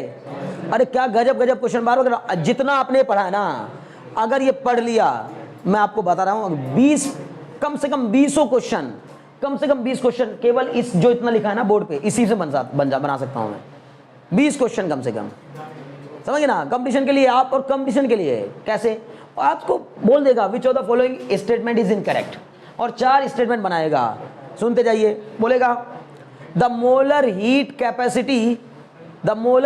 Capacity of water is 18 times of its specific heat, बोले ट्रू है या फॉल्स है, ट्रू है। मैंने बोला molar heat capacity of water is 18 times, अब वैसे वैसे नहीं बताया मोलर मास क्या है, ये वो अपना दिमाग लगा दिया उसने, is 18 times of its specific heat, हाँ जी सर होता है बिल्कुल, ये तो रहा, स्पेसिफिक हीट का मोलर मास टाइम्स होती है क्या, मोलर हीट कैपेसिटी, बोलो बात समझ में आई कि नहीं।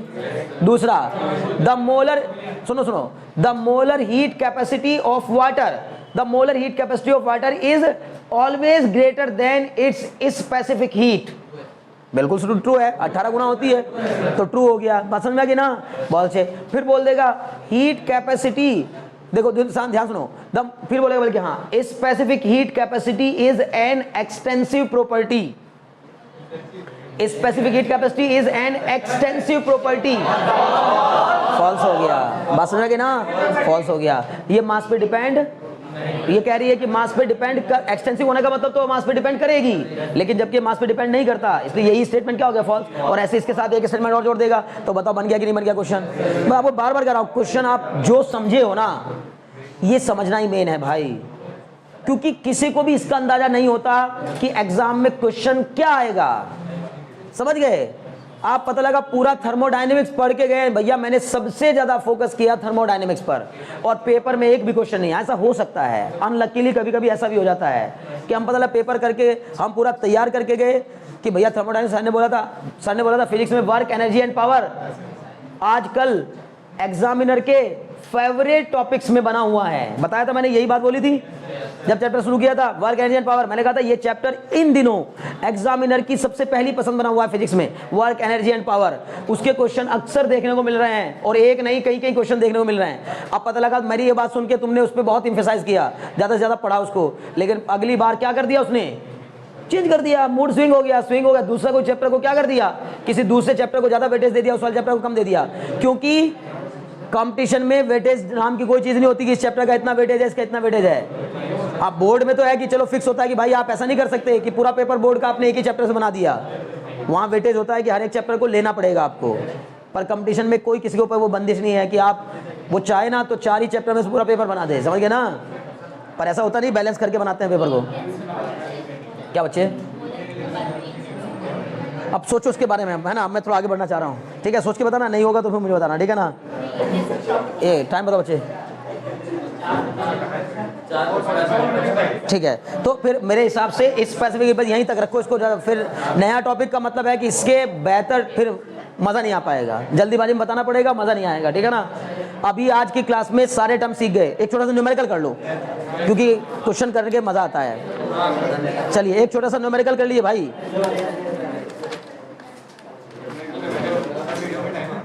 कोई बात नहीं, छोटा सा एक न्यूमेरिकल कर लो, ठीक है ना। लिखो,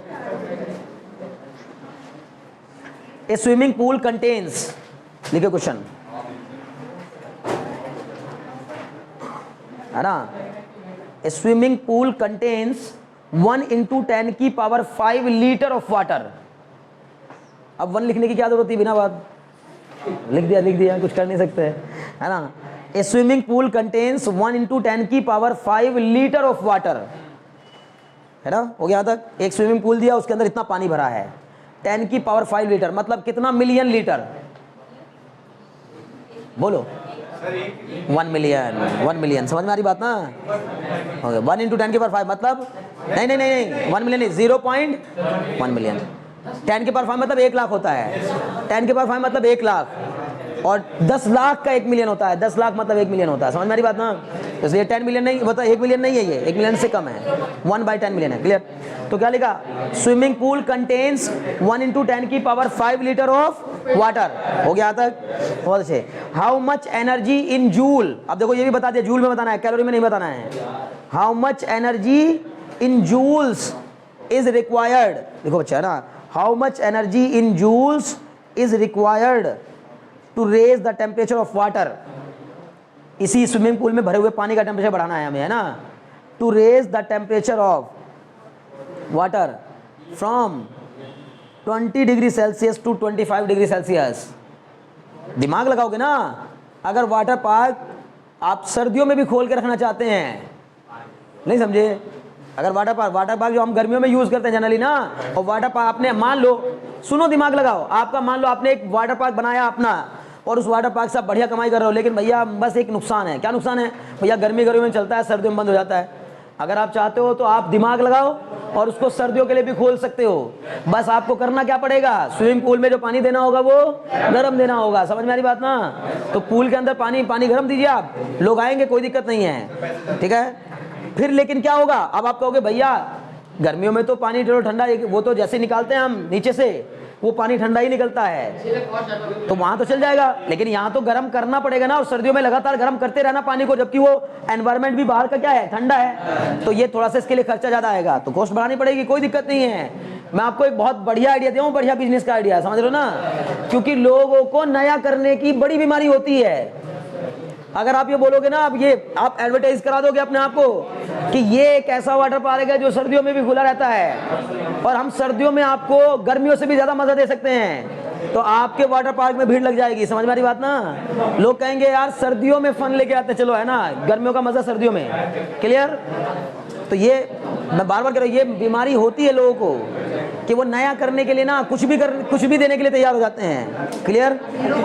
चलो खैर, हाँ जाहिर है कि भाई जिसके पेट में खाना नहीं है तो वो कौन से स्विमिंग पूल के बारे में सोचेगा, है ना। तो सुनो, वाटर पार्क के बारे में वही सोचेगा जो लग्जरी लाइफ गुजार रहा होगा, है ना। ओके चलो सुनो बढ़े आगे। ओके पता नहीं कहाँ तक आगे। हाँ, ए स्विमिंग पूल कंटेन्स 1 × 10 की power 5 litre of water. How much energy in joules is required to raise the temperature of water from 20 degree Celsius to 25 degree Celsius. यहाँ तक हो गया क्या? बहुत अच्छे। और बताओ आप, बाकी तो आपको पता ही होता है, वैसे दिया उसने क्वेश्चन में, ये भी कोई याद करने की जरूरत नहीं, लेकिन मैं कह रहा हूं याद कर लेना। क्या? स्पेसिफिक हीट ऑफ वाटर दी है क्वेश्चन में, CS ऐसे करके लिखा उसने, CS, ऐसे मत घबरा जाना। अगर वो कभी ऐसे लिखे ना कैपिटल C और S, समझ जाना स्पेसिफिक हीट है। Capital CM molar heat capacity है, और केवल कैपिटल C है तो हीट कैपेसिटी है, और अगर केवल लिखा स्मॉल c तो भी समझ जाना heat capacity, specific heat capacity है, स्पेसिफिक हीट। तो CS दे रखा है कितना आपको, 4.18 जूल पर ग्राम पर डिग्री सेल्सियस, जूल पर ग्राम पर डिग्री सेल्सियस, ये दिया है क्वेश्चन में। करो, अब तो कर लोगे। अरे सीधा क्वेश्चन है भाई, करके दिखा दो यार जल्दी से, तुरंत, फिर फिजिक्स पढ़ेंगे, ठीक है ना।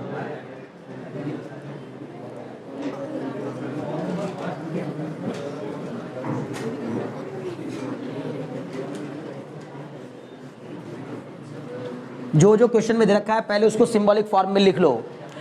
सबसे बड़ी बात तो यह है कि भैया वाटर का ना मास नहीं दे रखा है, यही सब तो करा उसने, मतलब देखो दिमाग उसने यही सब लगाया कि एक काम कर लेता हूं मैं ना, इन बच्चों को घुमा देता हूं थोड़ा सा, ठीक है ना, कि ये तो सोच रहे होंगे मास देगा, C देगा, डेल्टा T देगा, फॉर्मूला रख देगा, आंसर आ जाएगा।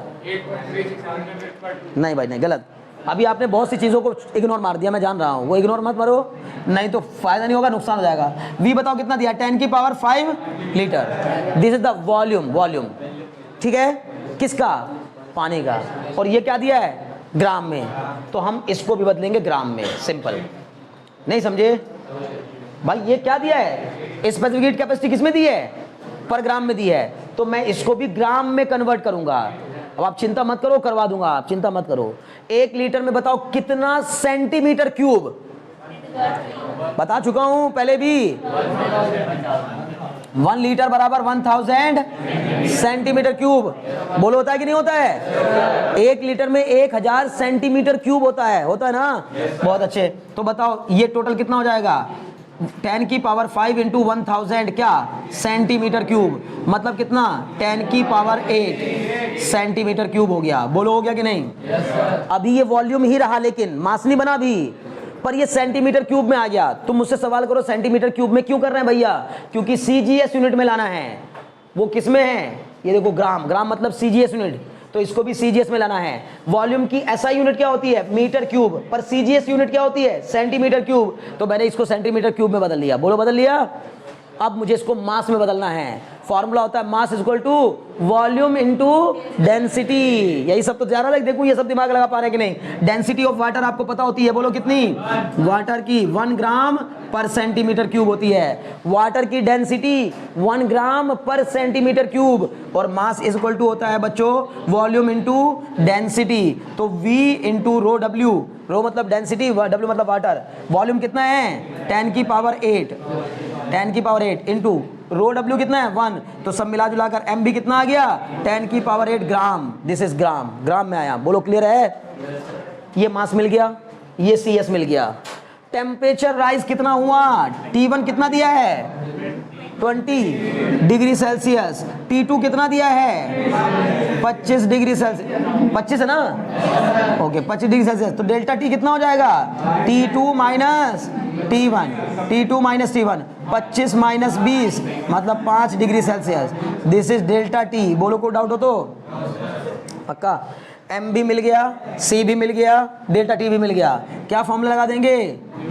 Q is equal to M CS delta T। वाह वाह गजब, ये फॉर्मूला मैंने कहा था ना, ये सबसे ज़्यादा यूज़ होगा, सबसे ज़्यादा यूज़ होने वाला फॉर्मूला है। बताओ M कितना दिया है? 10 की पावर 8। CS कितना दिया है? 4.18 इंटू में डेल्टा T कितना है? 5 डिग्री सेल्सियस। डिग्री सेल्सियस में लो, केल्विन में लो, आंसर एक ही आता है। बताओ कितना है भाई आंसर? कोई बताएगा? देखना चाहूंगा कौन बताएगा।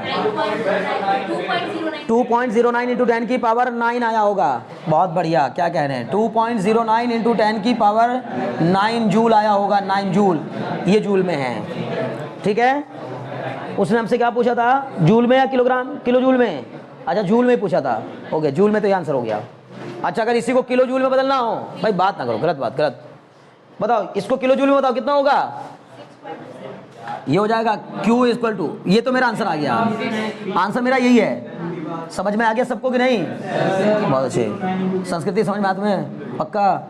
ठीक। कितना हो जाएगा? 2.09 इंटू 10 की पावर 9 अपॉन 1000, तो क्या बन जाएगा? यही किलो जूल। तो इसको सॉल्व कर दूंगा, ये आ जाएगा 2.09 इंटू 10 की पावर 6 जूल। अब मेरी बात फिर सुनो यार, सुनो भाई ध्यान सुनो। एक क्वेश्चन करने के साथ हमारी शुरू से आदत रही है, हम एक क्वेश्चन करते हैं लेकिन 4 को कवर करते हैं कम से कम।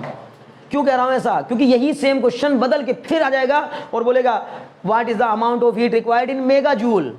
अब पता लगा तुम कहोगे भैया वो आपने ना जूल वाला कराया था, मेगा जूल वाला कराया नहीं था क्वेश्चन। भाई यही सेम चीज पूछ लेगा, बस मेगा जूल में पूछ लेगा। बताओ मेगा जूल में कितना होगा? मेगा जूल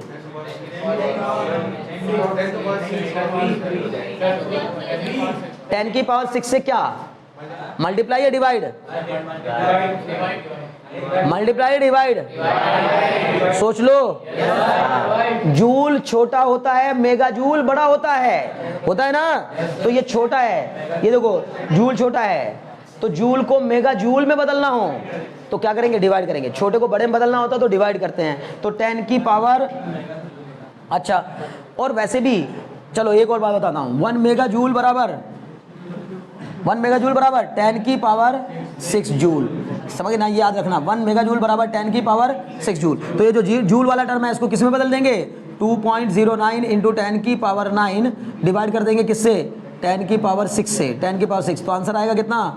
2.09 इंटू 10 की पावर 3 मेगा जूल। ये आंसर किस में होगा? मेगा जूल में होगा, ठीक है ना? हाँ ये नहीं, ये जो है ये गीगा जूल में है, ये जो पूरा लिखा है ये गीगा जूल में है। गीगा जूल 1 गीगा जूल में कितना होता है? क्या गजब भाई। GJ, what do you mean by GJ? ठीक है, हो गया। जीजे, डीजे नहीं जीजे है ना, ओके समझो। तो जीजे मतलब गीगा जूल, जीजे मतलब गीगा जूल। 1 गीगा जूल में 10 की पावर 9 जूल। समझ गए?